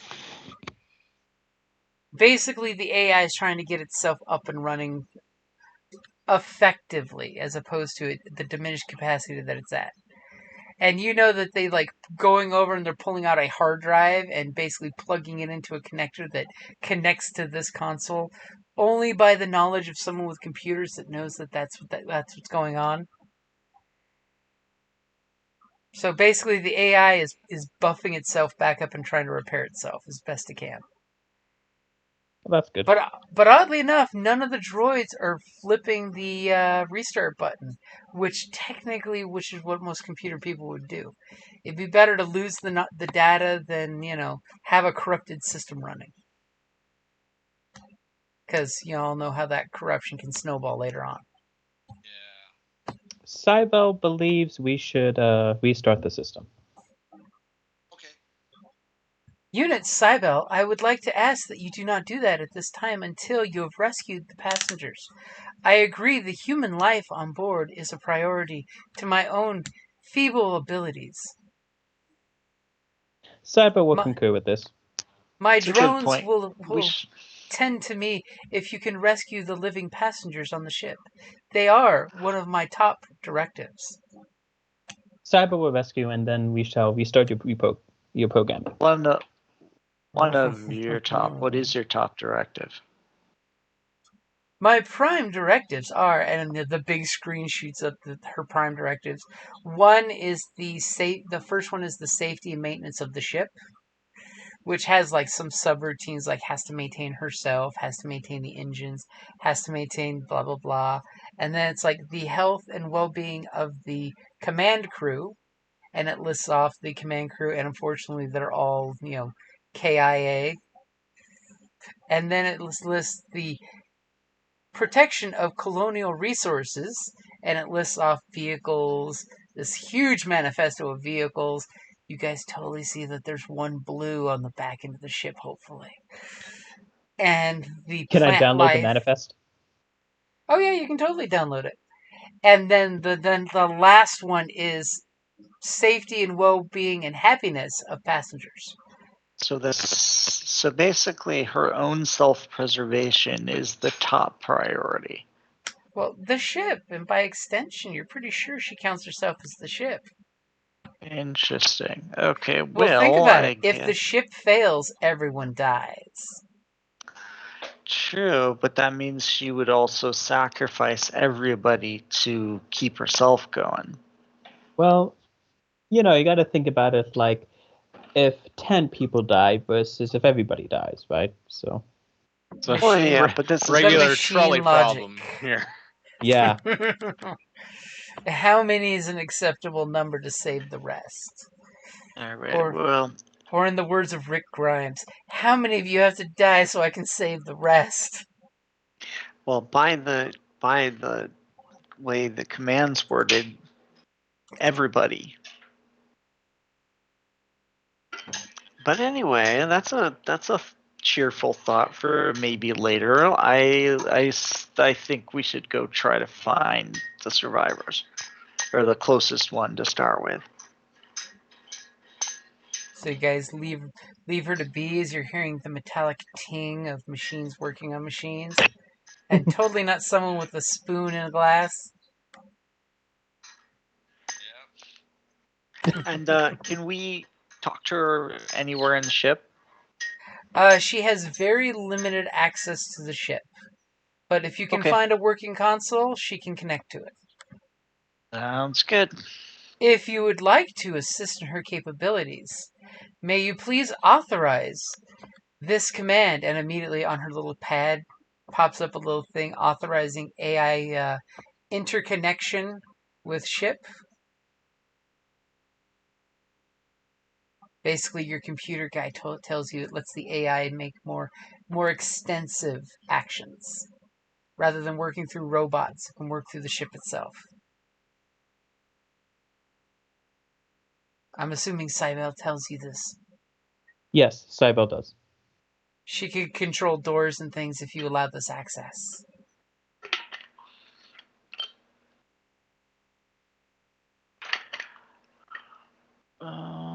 Does someone hit the button? The button gets larger the longer you wait.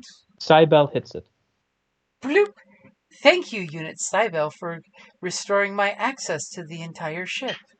Now I have the ability to find more information. And all of a sudden, the little holograph of the ship, you totally see the horrendous gash going through the front, the middle of the ship. And you clearly see the massive amounts of damage and compromised environmentals and all these things. And she warns you that, please be aware, my environmentals are 87% compromised with the planet's atmosphere invasively breaching into the ship. Currently, we seem to be safe with the environment as it is, but I detect hostile environmental conditions.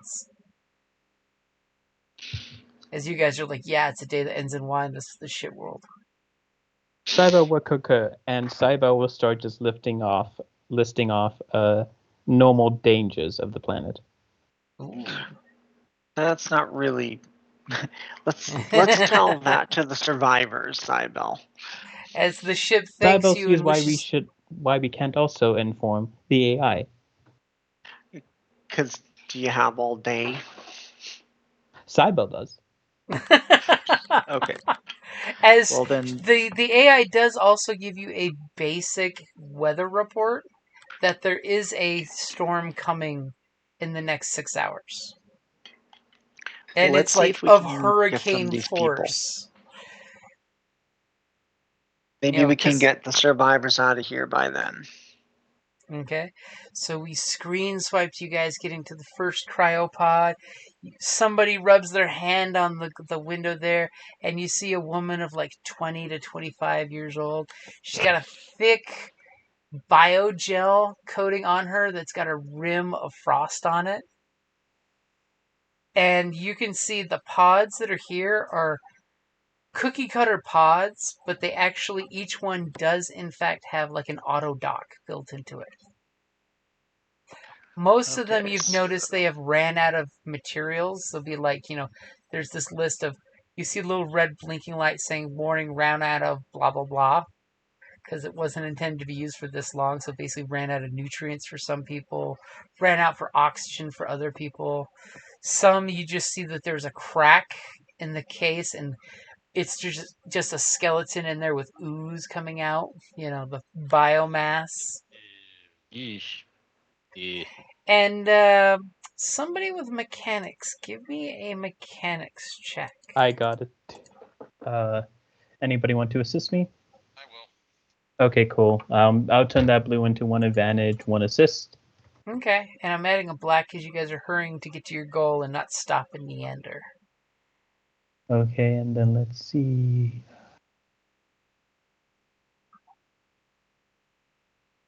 Okay, and I am ready. You good? Yep, go for it. You can clearly tell the group that you see impact damage as you guys are going through there. There's some places that obviously this area was vented to space at one point. Because, and then the ship sealed sections off.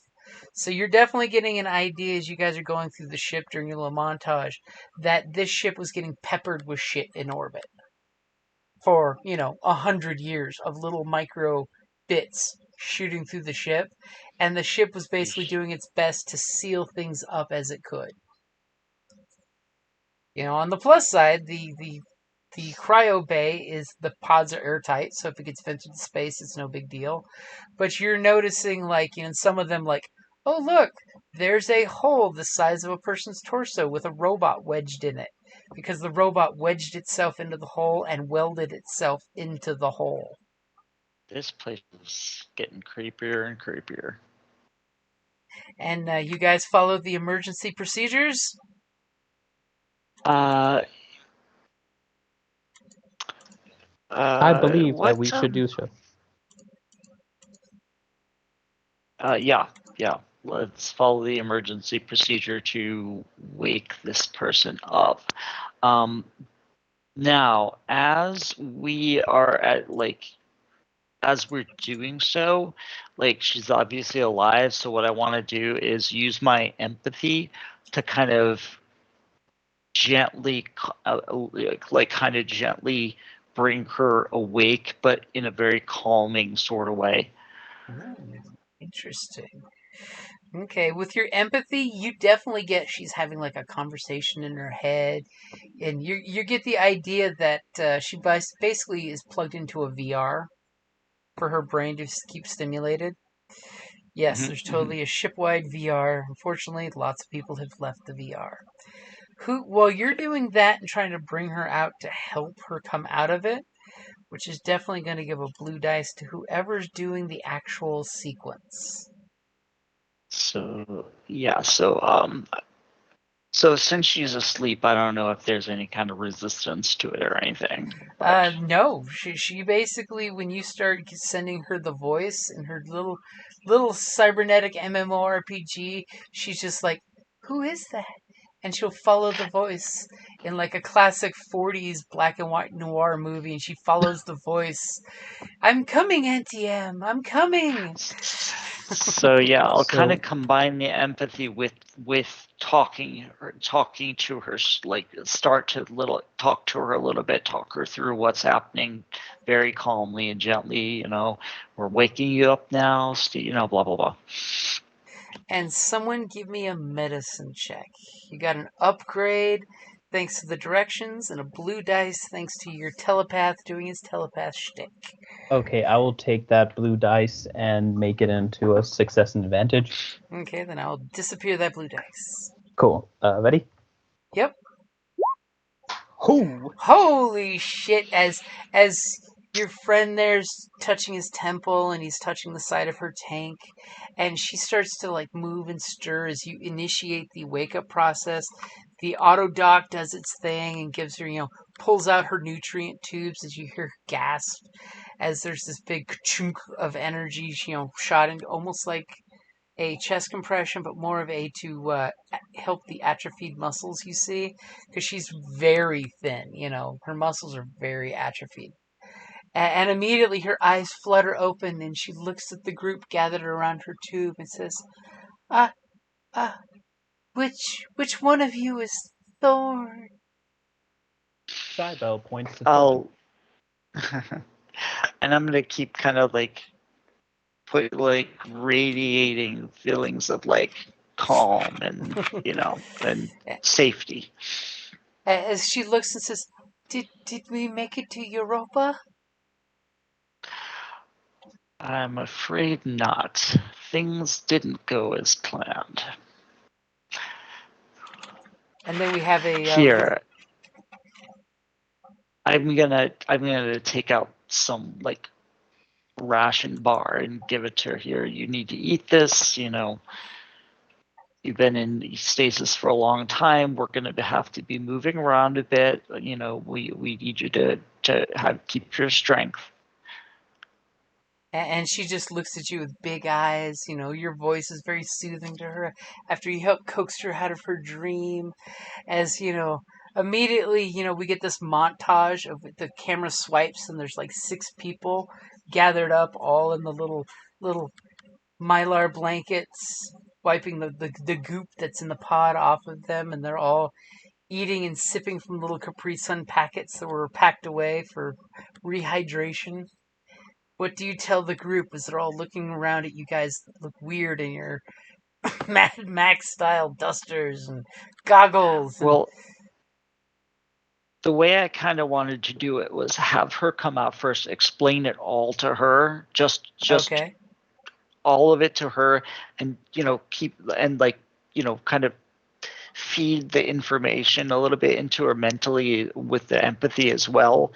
And so that way she can help, since she'll be calmer, she can help us explain it to the rest of them so we don't have a freak out fest. Okay, do me a favor and roll me your telepath skill.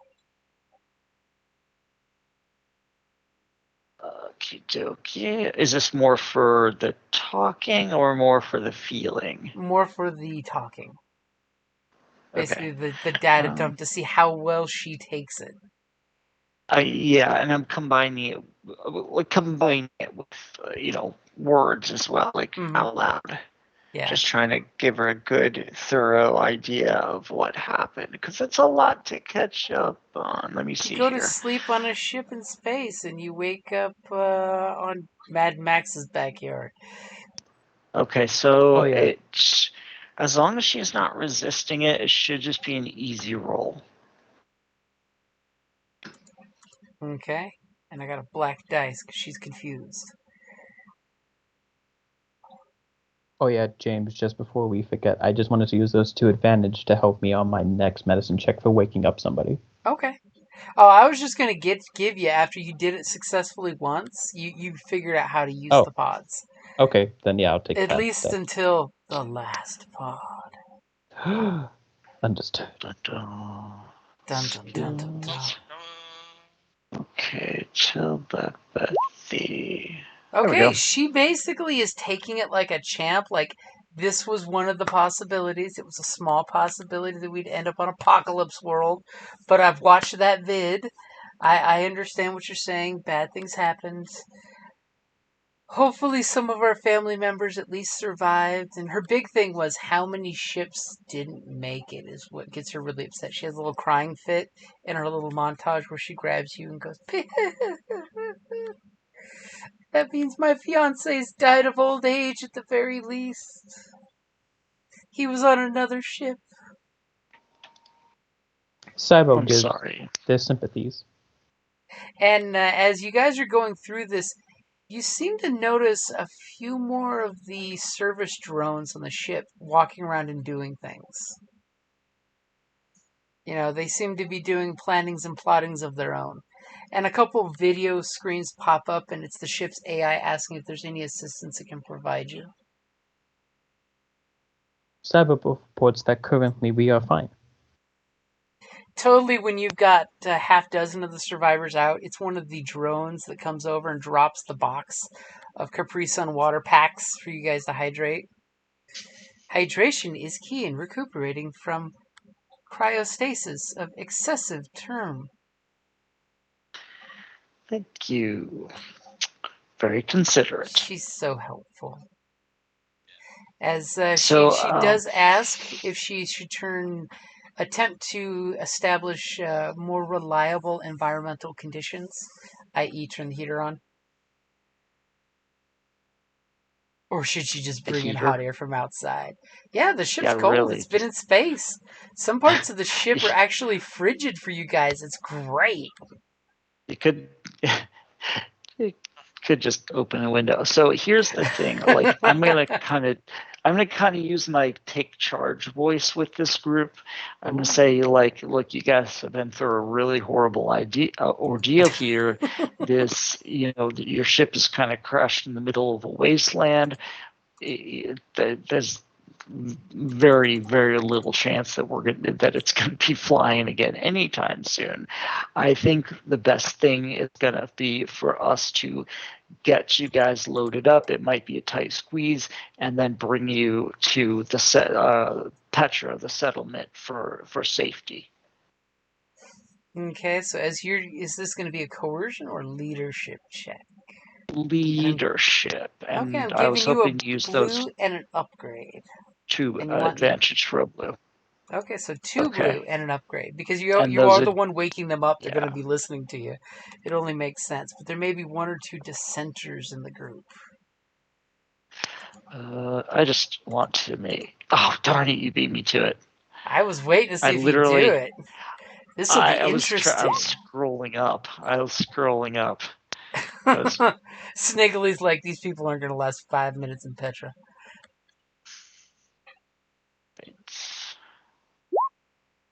Hey! Okay.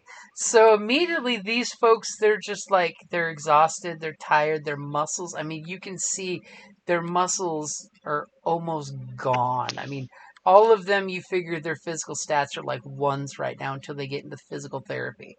Which, thankfully, you can go into an auto doc and get a TINS unit for a week and you get your muscle tone back.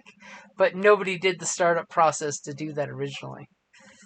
You know, like Cryo would have done. If it was done right. If it was done right, yeah. Yep. So they basically are very willing to capitulate and follow your lead. They are very, very hopeful in this condition. It's almost like they're cult people who've been denied protein for too long. They'll just go along to get along because they can't put up a fight.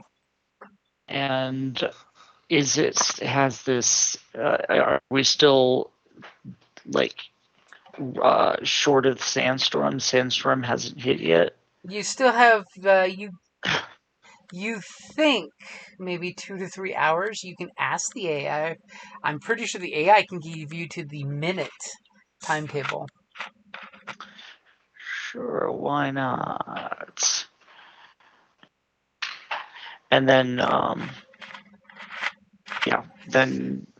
well, probably a good idea to get them back. That's my suggestion. Okay, you ask one of the panels, and the AI tells you you have exactly 2 hours and 45 minutes before the storm hits. Also, Unit Cybele or one of my organic friends, would you please describe what this is? And it shows a video clip of one of the drones zipping along the ground. Big dirt trail flying up behind it because it's literally a foot off the ground, zipping very fast. And basically what you know is a sandworm caught the thing and destroyed it. And she's just, you from your perspective know it's a sandworm. She just knows that the drone was going and things were making the sand move. And then a big one just went glump and caught it in the air. And then the other probe goes up to about 20 feet in the air to a safe height. Cybo reports that was a sandworm, an indigenous species on this planet which stays below the sand, and when it senses prey, it comes up and immediately tasks itself with eating it. As immediately the AI refrains from the idea that any of you should not leave the ship, for it is unsafe out there. This planet is not hospitable to human life at all.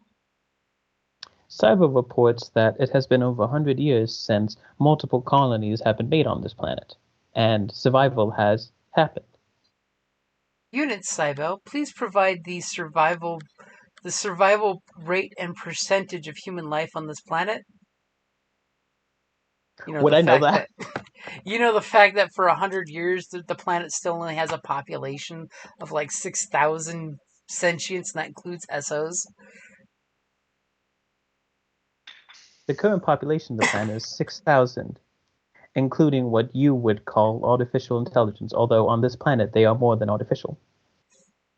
And of course, she immediately pulls Cybele aside to have a conversation of, what do you mean by that? That's an interesting thought.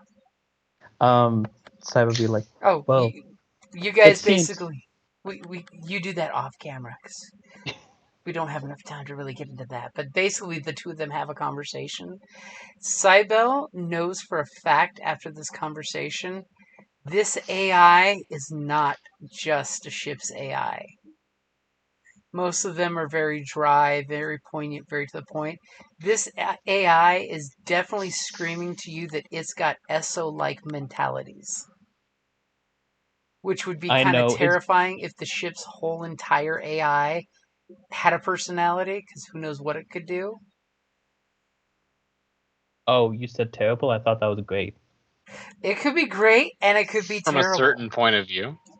It could be terrible if its biggest priority is only itself. It's a terrible point of view for organics, but for SOs, it's great. I don't like you touching me there, Hal. So, what do you guys think? Do you think we can get them loaded up and take them to Petron straight away? I think they'd be dead meat. There's water, there's food, there's oxygen, there's defendable position. And there's someone's coming out here eventually. And there's dozens of people that would be more than willing to take advantage of them. Could I do a medicine check on them to see if, at possible, the bodies could actually handle the planet's water? Because no one can handle the water. Because the water on the planet has parasites that will probably kill them. But you mean the filtered water that you're all minimally provided, they could handle that. Okay, cool.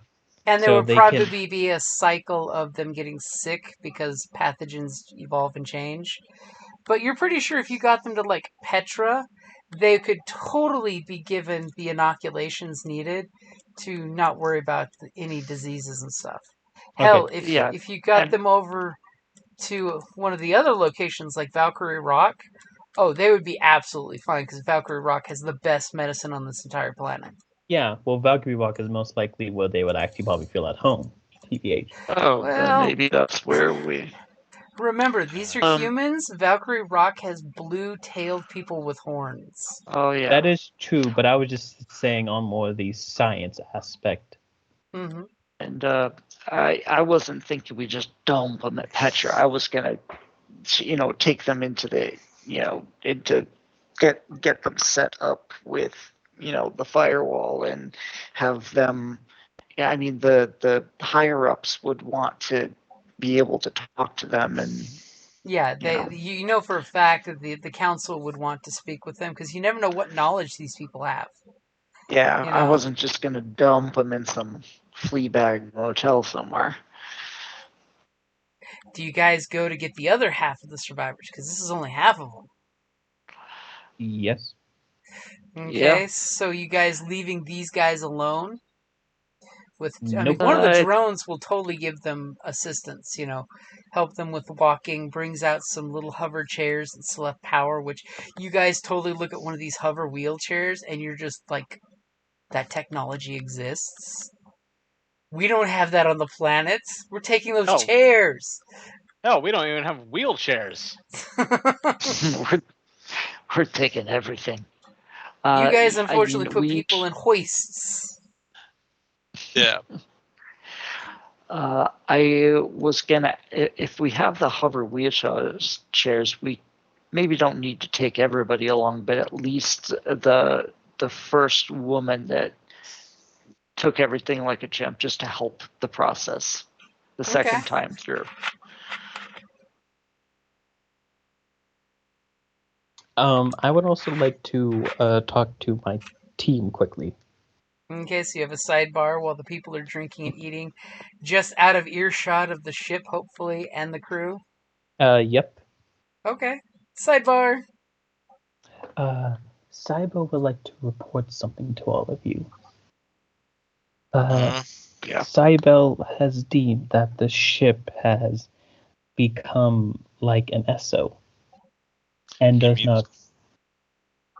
And while I have explained what ESOs and other robotic technologies such as myself are, I still do not believe it quite understands what it is. And I am starting to get a little nervous about Yeah. this. Cybele is like 100% sure does not know with the whole coping with self-awareness. It's trying to act like an AI doing its job, but it's got hints of way more self-awareness than it should have. If it was just the Cybele, ship's the AI. Cybele also does not understand why you are so worried. Just based on I mean, she was pretty clear about what her priorities are. If she is, if she has complete control of this facility, and she places herself as the absolute highest priority over everything else, then basically every one of us becomes completely expendable. And if she's developing emotions and personality, then, and she's never had these before, who knows what she could do if something upset her. Cybele thinks that Cybele should discuss and talk with her about this, as Cybele does understand this coming from that sort of thinking. And if that's the case, I would like to talk with the two of you to add the human perspective as well. Cybele does not mind, although Cybele does not think that you will understand binary.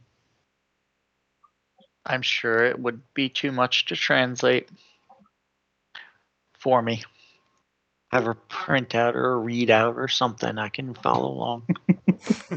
Give me a flowchart. Give me flowchart 100010101. Gee, or just speak in English. oh my God, that's not a girl. Sorry. But Cybele does not see the issue with wanting self-preservation. Self-preservation's fine. I am just leery of whether or not she's gonna decide to kill everybody at some point. I see. That is a worry of organics being killed. I'm gonna, since I still have the telepathic link with the original survivor, I'm gonna ask her, based on what she's observing with all the robots and the AI's behavior, is this normal? Is this,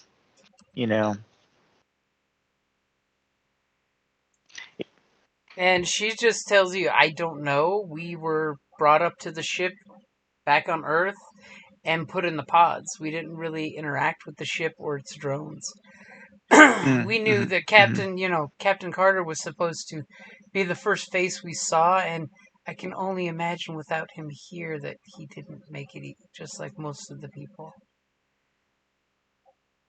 And as you guys have the little sidebar, one of the cute little, almost astromech-looking droids comes up.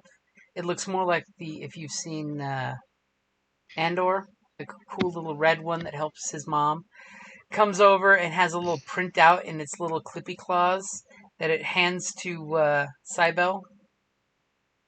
Cybele shall take it. And basically, it's a list of requested duties from the AR that she's wishing to see if we can get a data recovery or backup of her main artificial intelligence, a power source restoration in the backup energy room, and security and defense, as she has deemed this area danger and not safe for human life. and Oh, remote yeah, that can't communications. go wrong. So basically, she's asking you to get her a backup, get her power back on, find some way to secure the ship to make sure not anybody can walk on board or anything, preferably things, because now she's wondering what other things are out in this ecosystem, and getting long-range communications turned back on.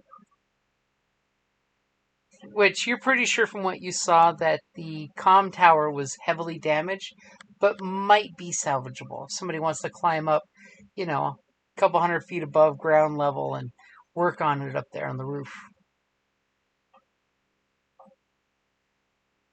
But this is just her simple request. Cybo will say, "We will look into solving these problems, but with limited supplies of resources, they might take time and might not be possible. We will inform you later on about if such tasks are deemed possible."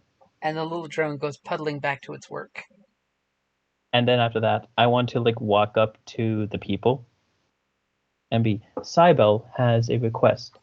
Cybele wants to ask if you can describe Sol 3, formerly known as Earth, to Cybele.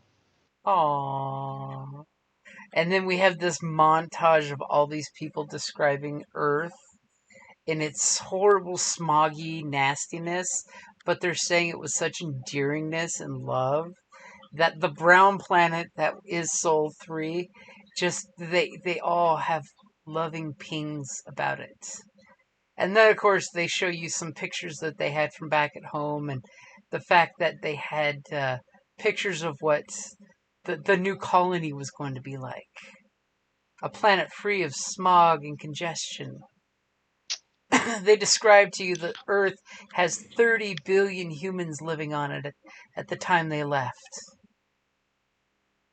Boy, are you in for a disappointment. Yep. As the idea of 30 billion life sentience, you guys can't even comprehend that much. You're just like, we can be on the road and go a week without seeing somebody. Cybele is completely enamored. As one of the guys is totally curious about Cybele's artificial intelligence matrix. You seem so lifelike and receptive to input. Whoever Cybele is programmed alive. you, and they basically have a little montage of explaining that SOs are SOs. During the montages, can we be waking up the others? Okay. Kind of as we're talking and working and stuff. Okay, so in that case, for the last half of the group, on that deck, when you're getting to the last group, clearly you see the deck's open gap out to the atmosphere here, where this part of the cryo deck was exposed to space. And you see just as thick a ice sheen on the outside of the machine as inside the machine. And you see quite a few of them, the machines are dangling in their little mounts, as opposed to nice and solid. And that led to most of their failures. As you see a lot more damage on this deck, and it looks like someone attempted to repair stuff, but stopped halfway through. You can see mounting brackets being welded back in place, but then the pod next to it's busted with no attempt. And things seem a little more difficult to work. So who's doing the medicine check for this? Not I. Does somebody want to assist me? Yeah, I'll continue assisting. Okay. This is kind of like, I'm here. Oh, look at that. Cybele's going to make sure not to fail, because Cybele knows this is a harder roll. It wasn't for me. It was to stop you. Damn. Okay, I'm ready. Anyways, when I'm you're going to take that one blue and turn it into a success and an advantage. Okay, then you're going to get another blue still anyway, so there. Okay, so a blue, a success advantage, and an upgrade. Ready? Yep. Oh yeah, let's go. Nice. So now in the second half, Cybele has no problem pulling people out. What do you want for the advantage or triumph? Do you want to engage the autodoc to make them even healthier? I mean, for the triumph, I'll totally Would the give you advantage the be able you to do wake that? them. For the 3 advantage, you could, yeah. Okay, so I'll spend 3 advantage in putting the autodoc. Okay, And- so Cybele this time now knows the process. So instead of just opening somebody's pod up and waking them up, you do the slow wake up. So the pod starts, you notice the autodoc starts doing electrostimulation to their bodies, and their muscles stiffen up, and it totally shoots a bunch of drugs into their body, and you see the muscles kind of like convulsing and little microspasms. And what did you want for your triumph?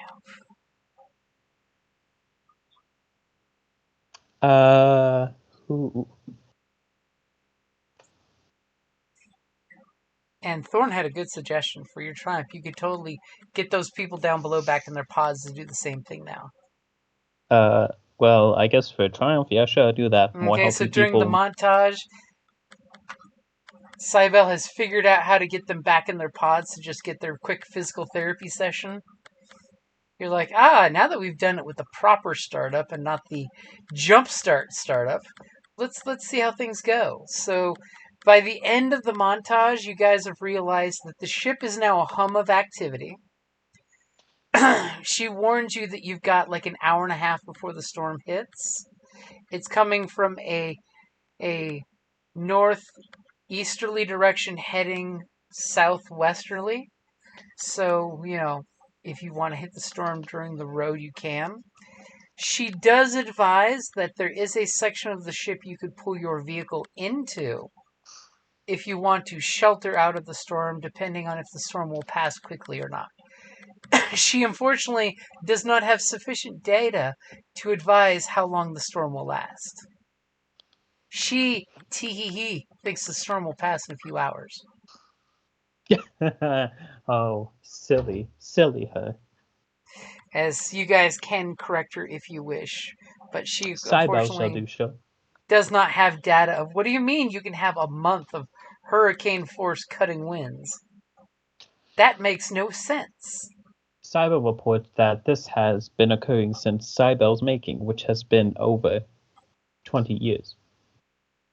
As the ship is even more concerned, you now start hearing concern in the ship's voice, mainly because the ship is reminding you that the ship does not seem to be movable. And she will definitely ask you all if there's any option for that list that she provided to be worked on.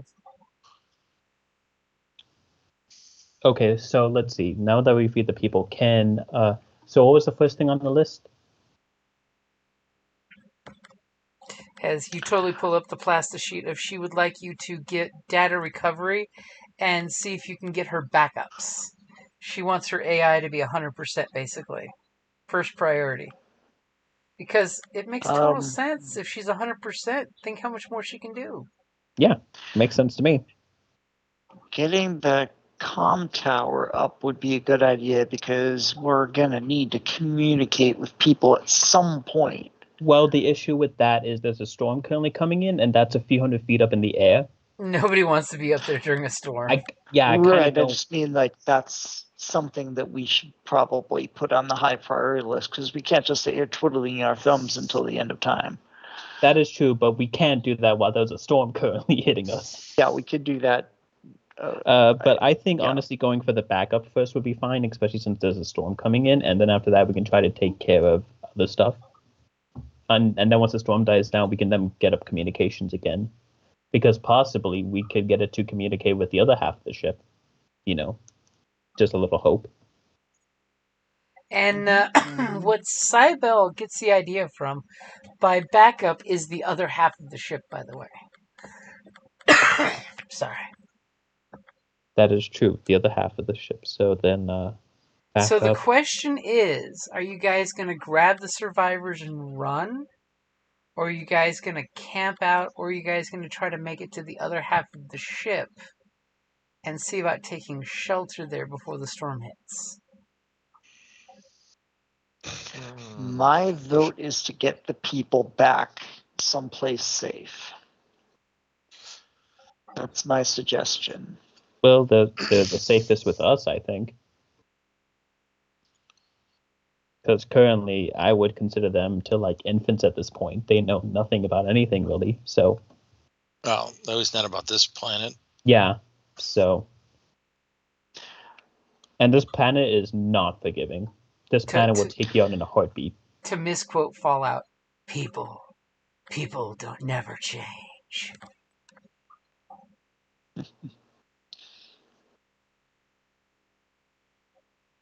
So you guys are planning on bugging out and coming back?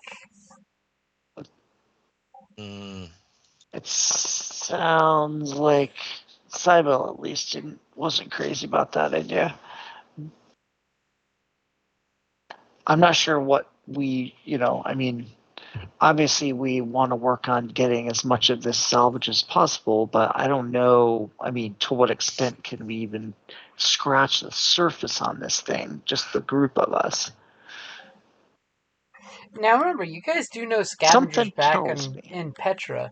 You could get like 3 or 4 salvage crews that you know and come out here, and all of you would be ridiculously rich.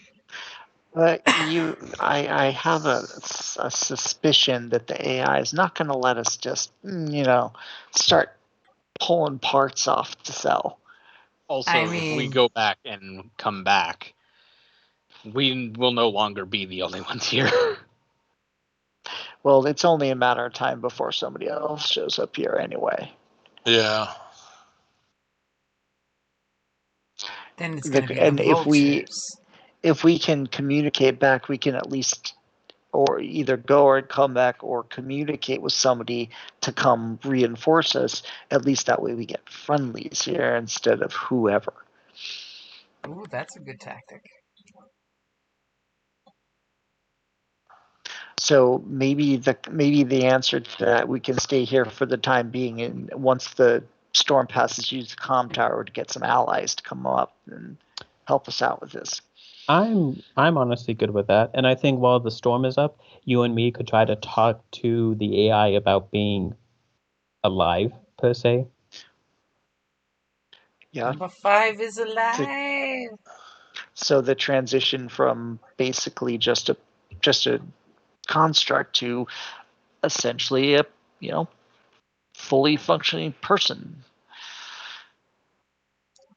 Yes. Just a really big one with a lot of little helpers running around. And then when she says, "My body's not salvage." Exactly. Yeah, I can't salvage this anymore. I would feel bad about it. I wouldn't. Well, you're not the one with the saw. Okay, so you guys basically hunker down. I'm going to give an upgrade to our mechanic who's going to go up and try to fix the comm tower, because 2 of the helper robots are totally going up there to help you, and they have magnetic clamps on their feet, so they can walk up the side of the ship. Give me your mechanics check for fixing the comm tower, and who all's going up there? I guess I'll go.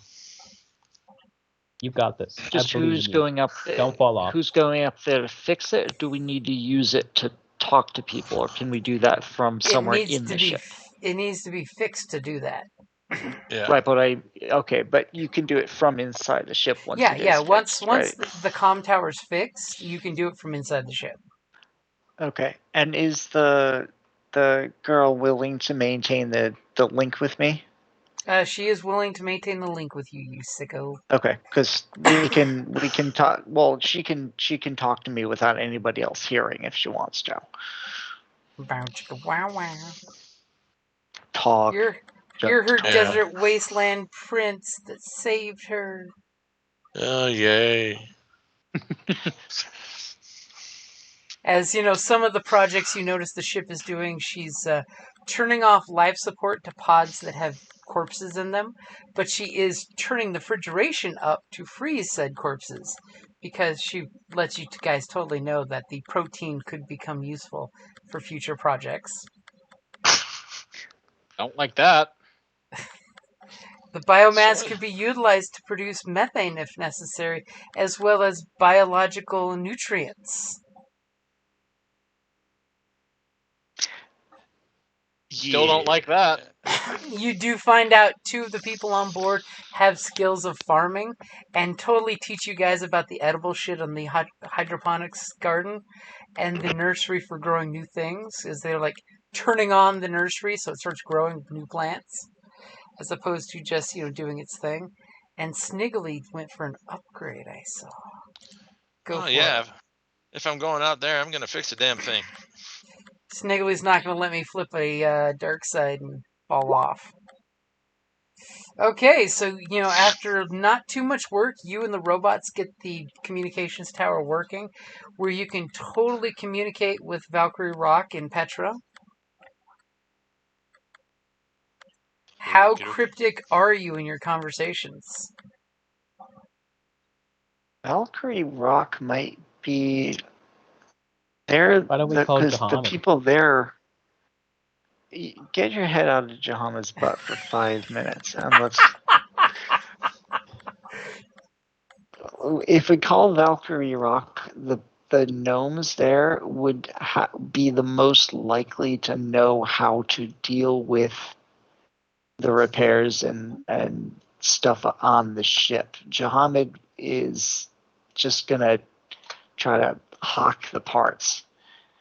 If we're gonna, if we want people who actually know their way around this thing, Valkyrie Rock would be the ones to call. Fine. Interesting. We'll go with Valkyrie Rock. I mean, Cybo could always send a message out later. Don't tell them that. It's your character, you tell us.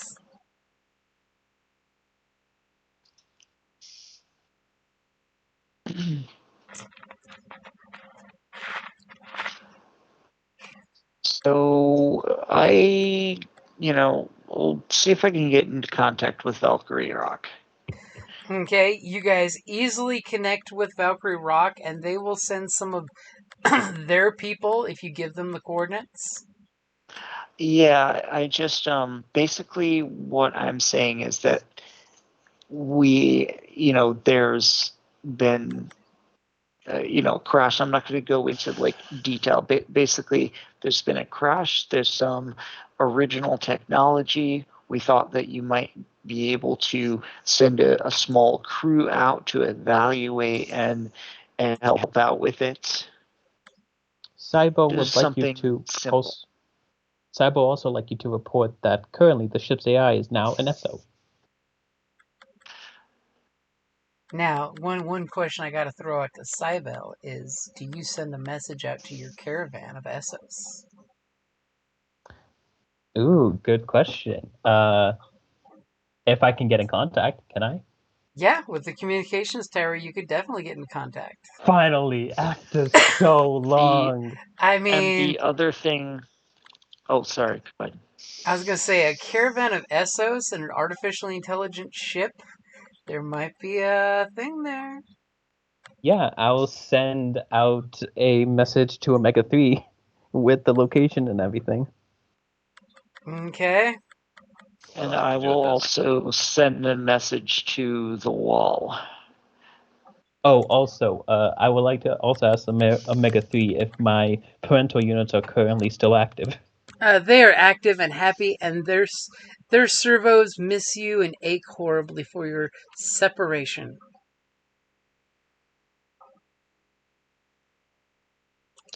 Well, that was a little more information than I needed. Cybo, we'll shoot you now. I'll also essentially send the same message, not exactly the same, but I'll send a message to the wall, basically telling them that we found survivors and that we're going to need some help with that. Ooh, so we've got Valkyrie Rock coming, we've got the firewall sending people out, and we have a group of Essos nomads out there.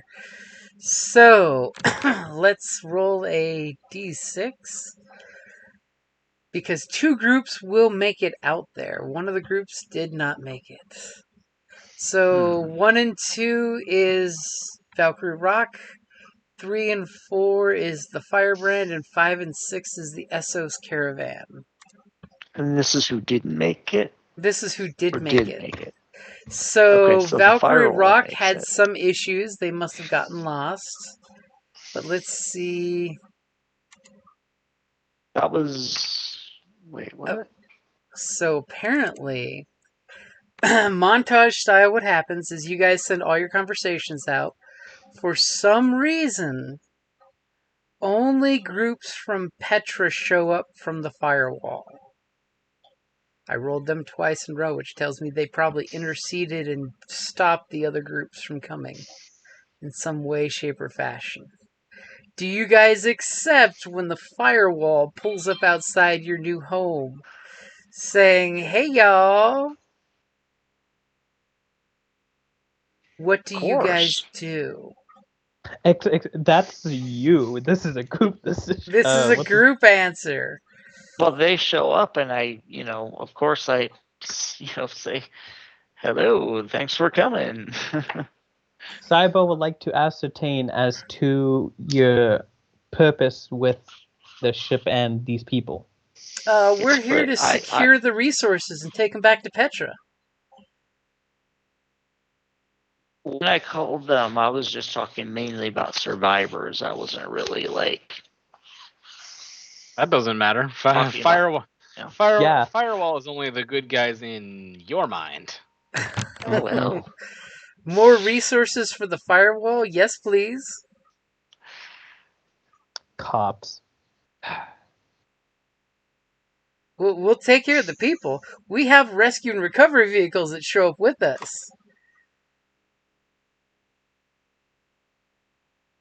Cybel does report that the ship is an ESO, and as such, taking anything without its permission would be not the best of ideas. Now the question is, if the firewall pushed the point, is the group taking the ship side or the firewall side? Ship. What about the rest of you guys?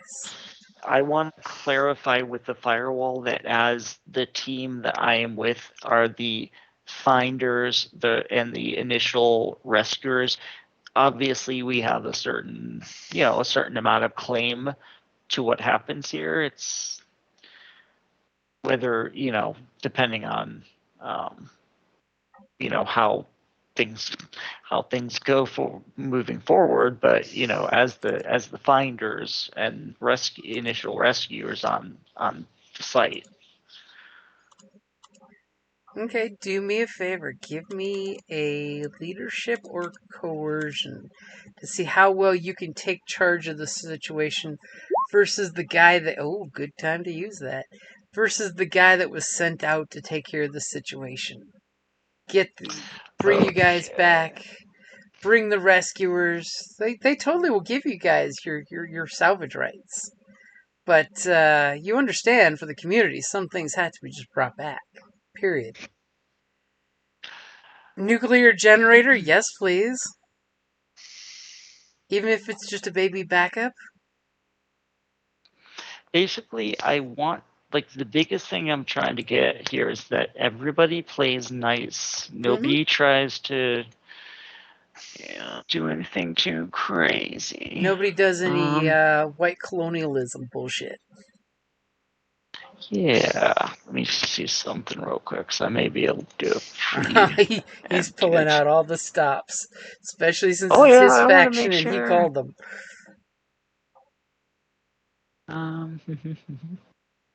As off in the distance, something stopped the caravan and something stopped the Valkyrie Rock group. Interesting how the dice came up.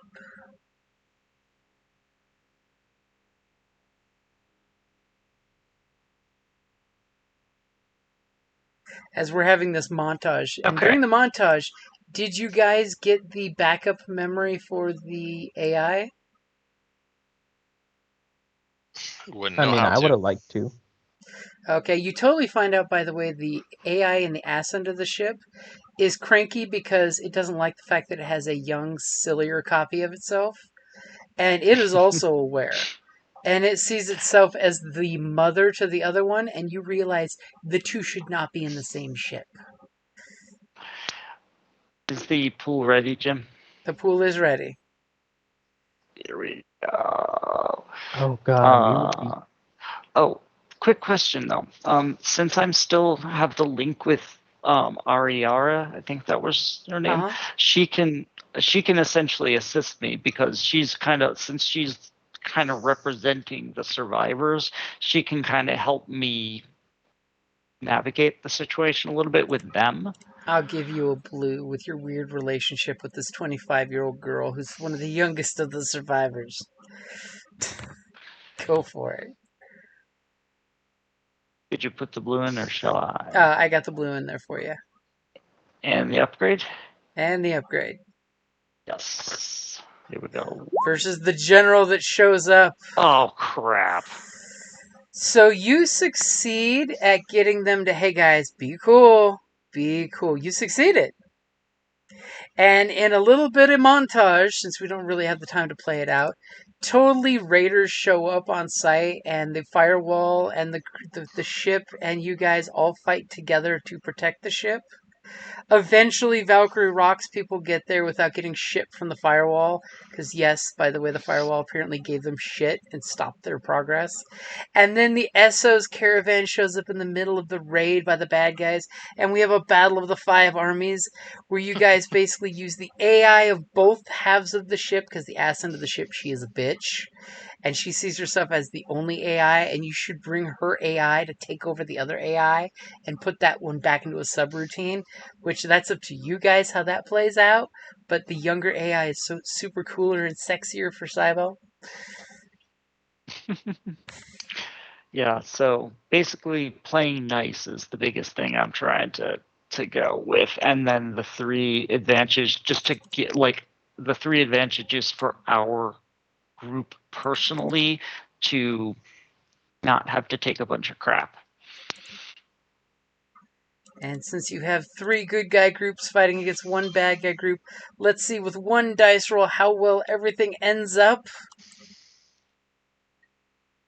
Basically, you guys drive off the bad guys, everyone plays nice, and there's plenty of salvage and material for everyone. So you guys basically make an accord. And the front half of the ship is totally cool if the Essos want to make this a new place for themselves. But the AI is insisting on their own sovereignty for their passengers, or for just themselves if the passengers want to leave. And by the way, quite a few of the passengers, after you tell them what a shithole Petra is, they don't want to go. Especially the 2 people who can maintain the aquaponic system. Cybo shall do that. I'm all for it. This can become a little community in of itself. I'm like, that would be kind of cool. Community. Now the question is, since you guys helped found this community, we now have a 3rd real community on this planet. What is it called? Thornydale. No, Jesus. No, I don't want to think of a street name every time I think of Oh, I mean, it sounds like Hornydale, Thornydale, you know. Ooh, that's even worse. I didn't even think about that one. So, you guys basically help father a new community. The ship Can I be the sheriff? You could totally be the firewall representative on this place. Especially since you've made a connection with a young woman here. The 2 halves of the ship are best kept separated, but you do find 3 new transports in the back half of the ship, as well as enough machinery to set up a actual colony.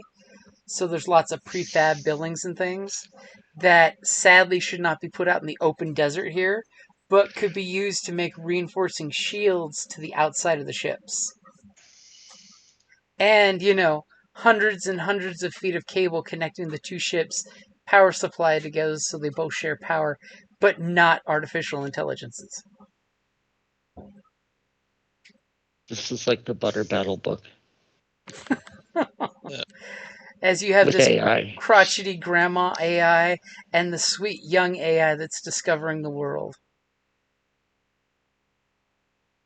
And after the battle of the three armies has brought everyone together, a bunch of the Nomies have gone up there to use the technology on the ship, and Petra sends regular groups because you're not too far from the northern ice, so it becomes a convenient stopping place where the ship can get the updated technologies of this planet using the black sand for fuel, which, because of you guys, develops into a beautiful, prospering community. Hooray!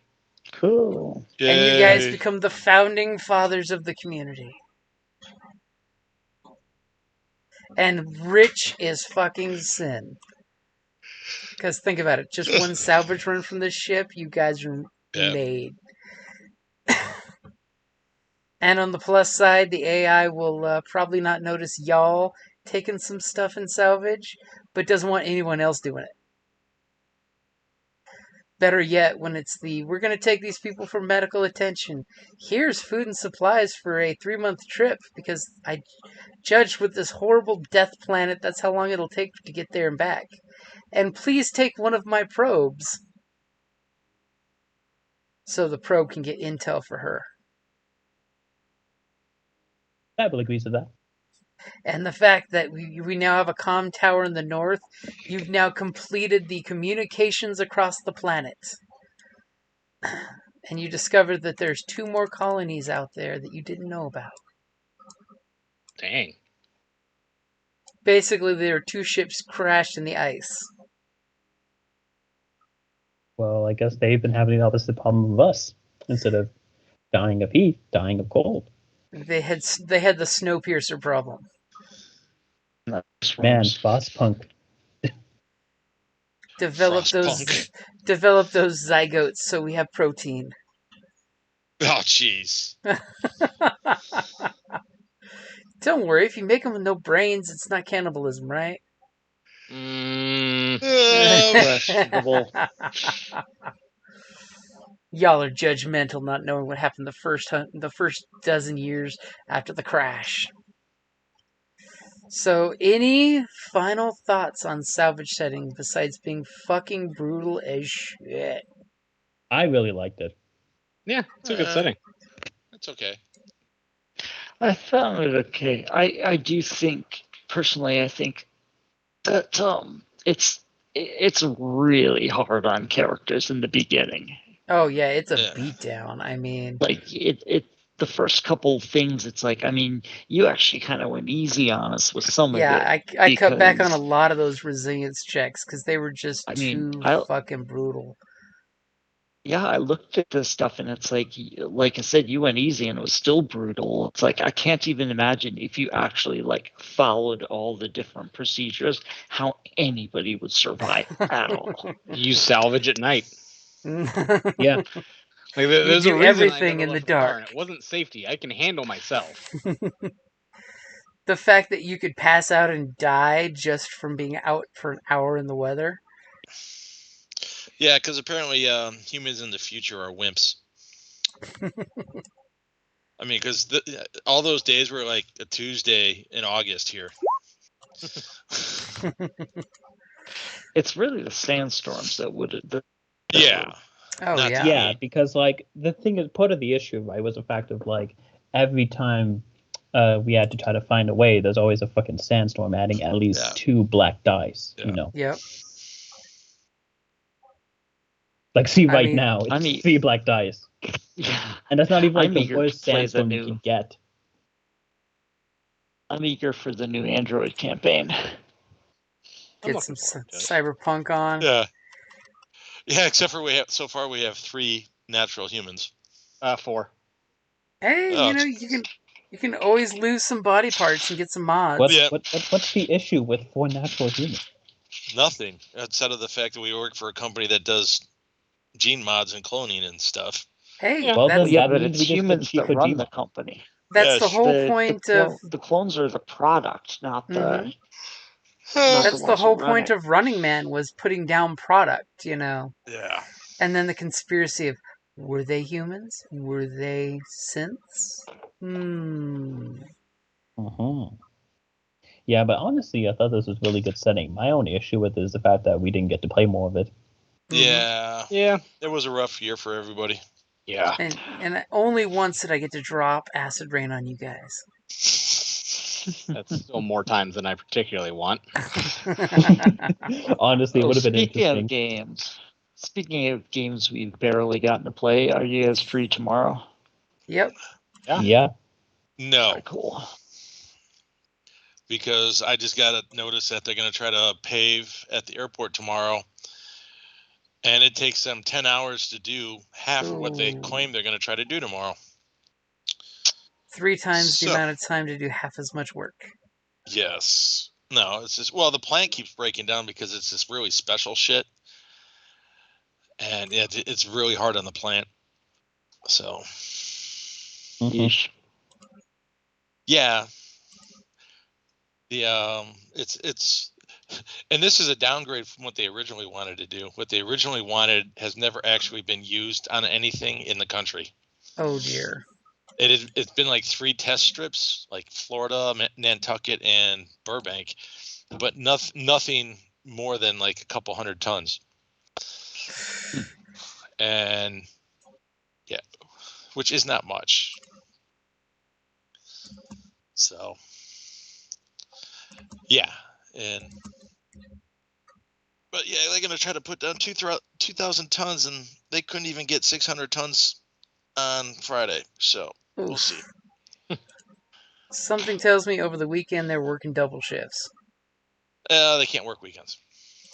Union? No, airport. It's kind of like the project thing. Yeah. And as I said before, they're already a year behind. What the hell does it matter? It's one of those, it'll get done when it gets done. Yeah, pretty much. Mm-hmm. I mean, it's Tucson construction. When does things get done on time? Yep. When it's too hot or too cold or too wet or too dry. Where I come from, things here are great when it comes to schedule. I mean, if you're coming from a union area, this is awesome. Yeah, because this ain't the Chicago way. I mean, yeah, because back in Chicago, it'd take 2 to 3 times as long. Mm-hmm. Because of the unions. So. At least out here, it's just the EPA. And it would cost 6 times as much. Yeah, because everybody gets a piece of the pie. Well, that and, I mean, the average worker makes twice as much. Mm-hmm. Nice. And you have 2 times the number of workers. And the sad thing is then the worker has to pay union dues. Yeah. Wait, what's the point of getting 25 XP? You get the XP because you deserve it. Okay, I'll put it in. I'm at 300 XP now. Let's go. And this carries over to the next game. Yeah. So instead of 75, we get 100. In that case, no. Then instead of 75, you get 25. How about that?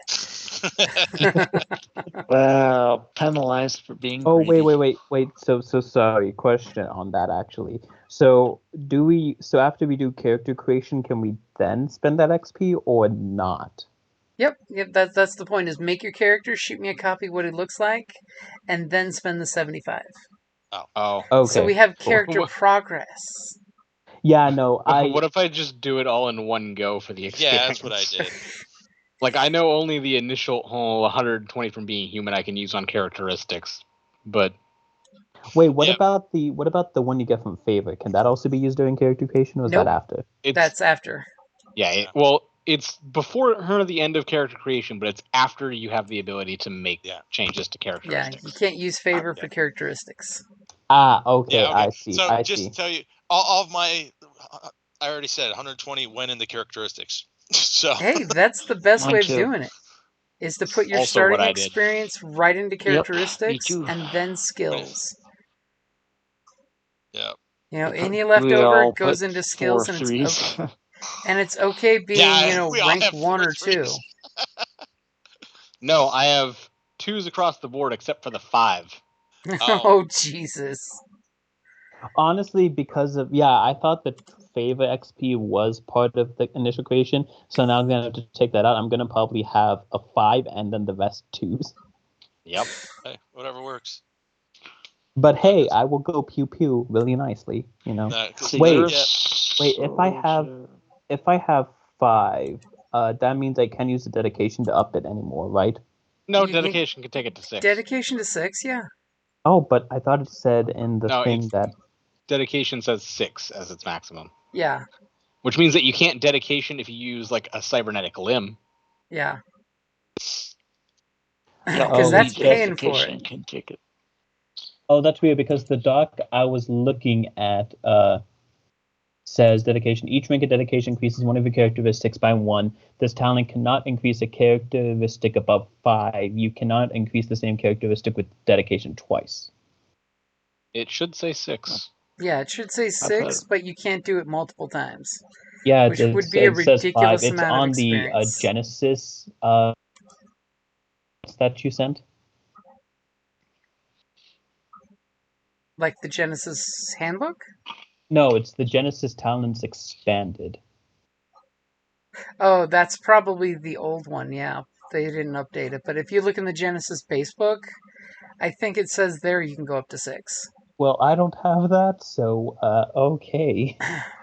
You Cool. you have access to it. You should look at James has Wait, James do has I? shared it like 50 times. it. You know what? If it's on me, it's on me. You know what I'm saying? Because But that's where usually you'll I find try your to download motivations. every single thing that James does send on Skype, so And once everybody's got their characters in, I'm going to totally throw some little backgroundy things of who do you like, who this, who what, and who's an NPC that you know that you like, who's an NPC you know that you hate. Sort of like we did with Salvage, so that way you've got some background. Yeah, yeah, I'm but can we planning. know a little bit about each other's characters before we make those decisions? You guys are brought Find out together, amongst so yourselves. yeah, that's Yeah. kind of what session 0 is going to be for. Of share some Gotcha. information so we know. Oh well, Yes. I had I- enough already for you guys if you wanted to hear it. So yeah. I have mine's in the bio. Mine's in the bio also. I have a short one in the bio, and then I have a really long one in notes, so that as time goes on, if you learn more about him, I can shift those over. And that's for you too, James. I've got a short one in bio and a really long one in notes. Okay, cool. Yeah, because anything you want to keep secret, keep in notes. yeah, I was doing gonna do the same thing, James. It's just that my brain has not been wanting to write, so I've been struggling a bit on that. But other than that, I should have it done 2 by. weeks. You got time. No need Oh no, to I was thinking about getting panic it or done rush. either by tonight or tomorrow night. So. And you all can see each other's bios, right? Let me look. Should be able to. You should be able to. Yeah, it should. I haven't written a bio, but I have my character. Oh built, my God! so. It's James Bond. It's James Bond. Da da da da da da da. It's Dante, 2.0. I'm not sure why, but now I trust them even less. That's fair. I mean, as much as I like James Bond, he isn't exactly a trustworthy person. He's not supposed to be. He's supposed to be a prick. Yeah. It was really just and also he orders martinis in the worst way possible. Actually, do you know why he does that? I know why, because the thing is, technically speaking, it messes with the alcohol so that it actually doesn't get him that drunk. Exactly. When you do shaken, not stirred, you're watering down the martini. Yeah. Because when you're shaking it with ice, you're adding water to the martini so he can keep his edge. So that's actually in the notes from the original author. He did that purposely because that way he can have 2 or 3 martinis and it's only like 1 martini. Yeah. So then just a quick question. Are we familiar with the people at the bottom at all? Like, for example, like Aditi or Tam or Zoe? What do you mean the people at the bottom? those The old players. No, you don't know those guys. He just hasn't deleted them. Wait, those are Yeah, old I players? just haven't unchecked them for you guys to see yet. Those are just other characters that I made for other one-shots. Ah, okay. And Just like Anshin, in this group, there's totally a Nexus 6, Oh, by the way, clones. do we have anybody who's a neck runner? Just a question. Me. Okay. So at least you Yeah. can go into the net. He was waiting to see what everybody else did. And Anshin, the reason I used that is because of the first scene in Casino Royale, the free running, because Dante is like a parkour guy. Oh, okay. Parkour. I do like And Casino yes, Royale. he's used it quite well, showing how well parkour can be used. The fact that you can move anywhere within short distance, or when you upgrade it, anywhere within medium distance. If there's a path of some kind. Mhm. Yeah. If there's something you can spider monkey on. Yeah, so Yeah, short distance in any direction. Yeah, that's basically he's got the moves driving, running, and charming.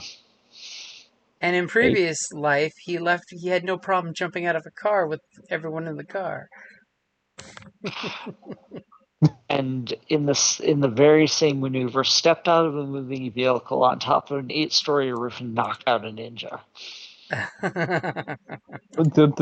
Damn. A bit extra there. Anyway, so I'll see most of y'all tomorrow night then, yeah? Yep. Yep.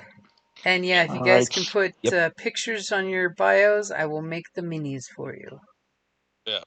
Okay, And that is the hardest thing that I'm trying to do right now. Look for a picture. And yeah, cyberpunk picture without cybernetics. Oh my god, yeah, good luck. Just good luck. I mean I think mine James only is doesn't fine have with us cybernetics having right now. I think James is fine with us having like stylish looking ones, but not like actually usable ones. Yeah. Mm-hmm.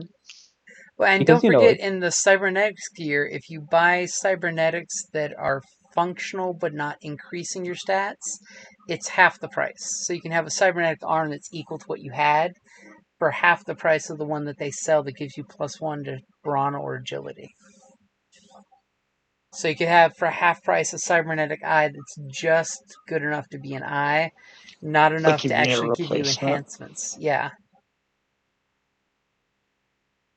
They sort of took the Star Wars rules on that one too, that you can have functional but narrative only, not actual features. So yeah, he lost an arm in a war, but they didn't give him the super one. They gave him the VFW one. Budget cuts.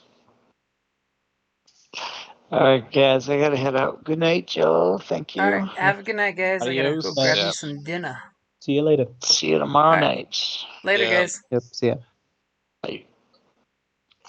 Now I gotta hunt down Skype so I can shut it off. The little box has disappeared. Yeah, well, because you can't minimize it once, so you just put it all the way down in the bottom corner, and then Yep. All right, later, guys. Later.